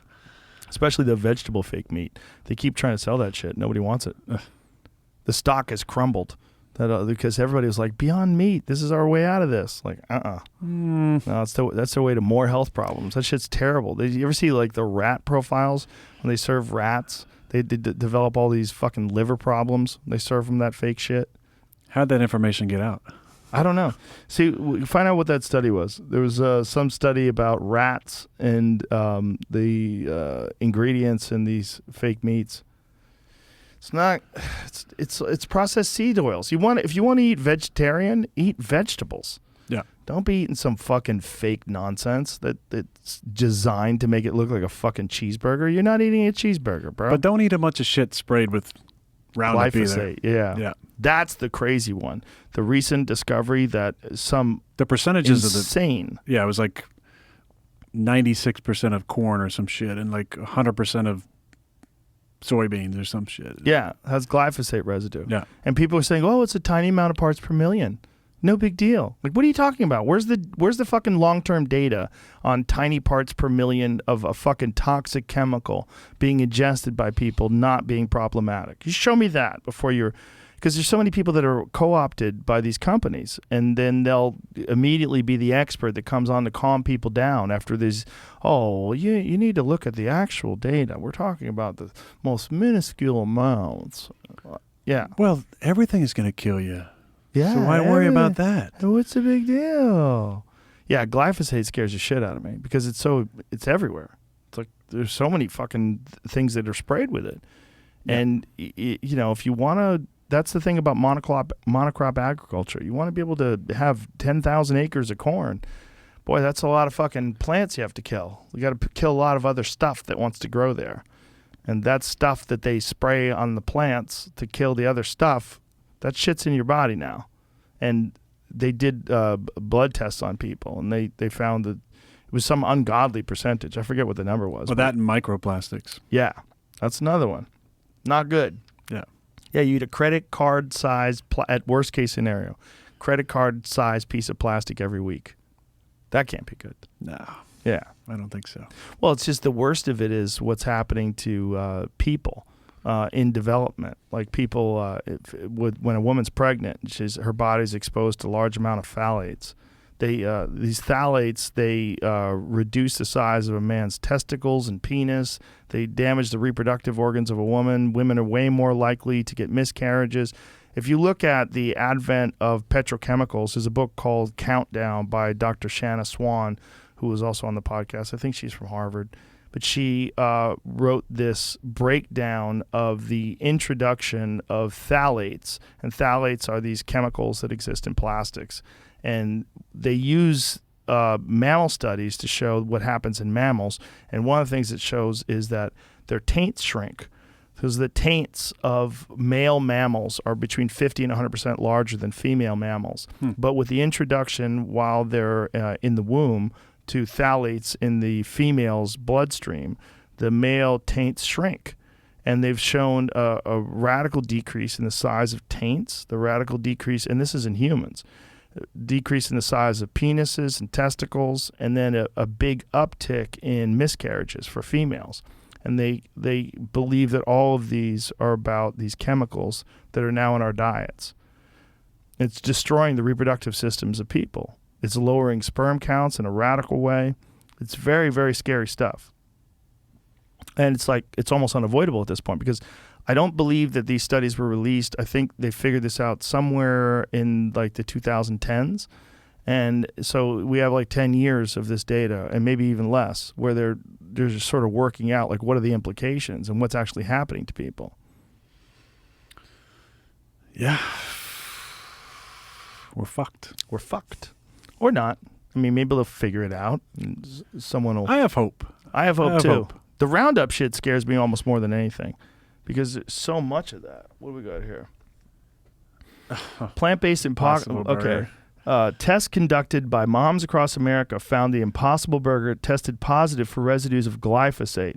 The levels of glyphosate detected in the Impossible Burger by Health Research Institute laboratories were 11 times higher than the non-GMO Project Verified Beyond Burger. But wasn't there something about rats? Can't find it? Yeah. It said it was like a rat. That's the title of this same page. Said like a rat feeding study. Oh, damn it. Was it say rat feeding study? That was the headline of this page. Okay, rat feeding study suggests that Impossible Burger may not be safe to eat. Great. Now you tell me. Yeah. Well, there's a lot to consider, but, I hope people, at least because of this information, will make better choices. That's the hope.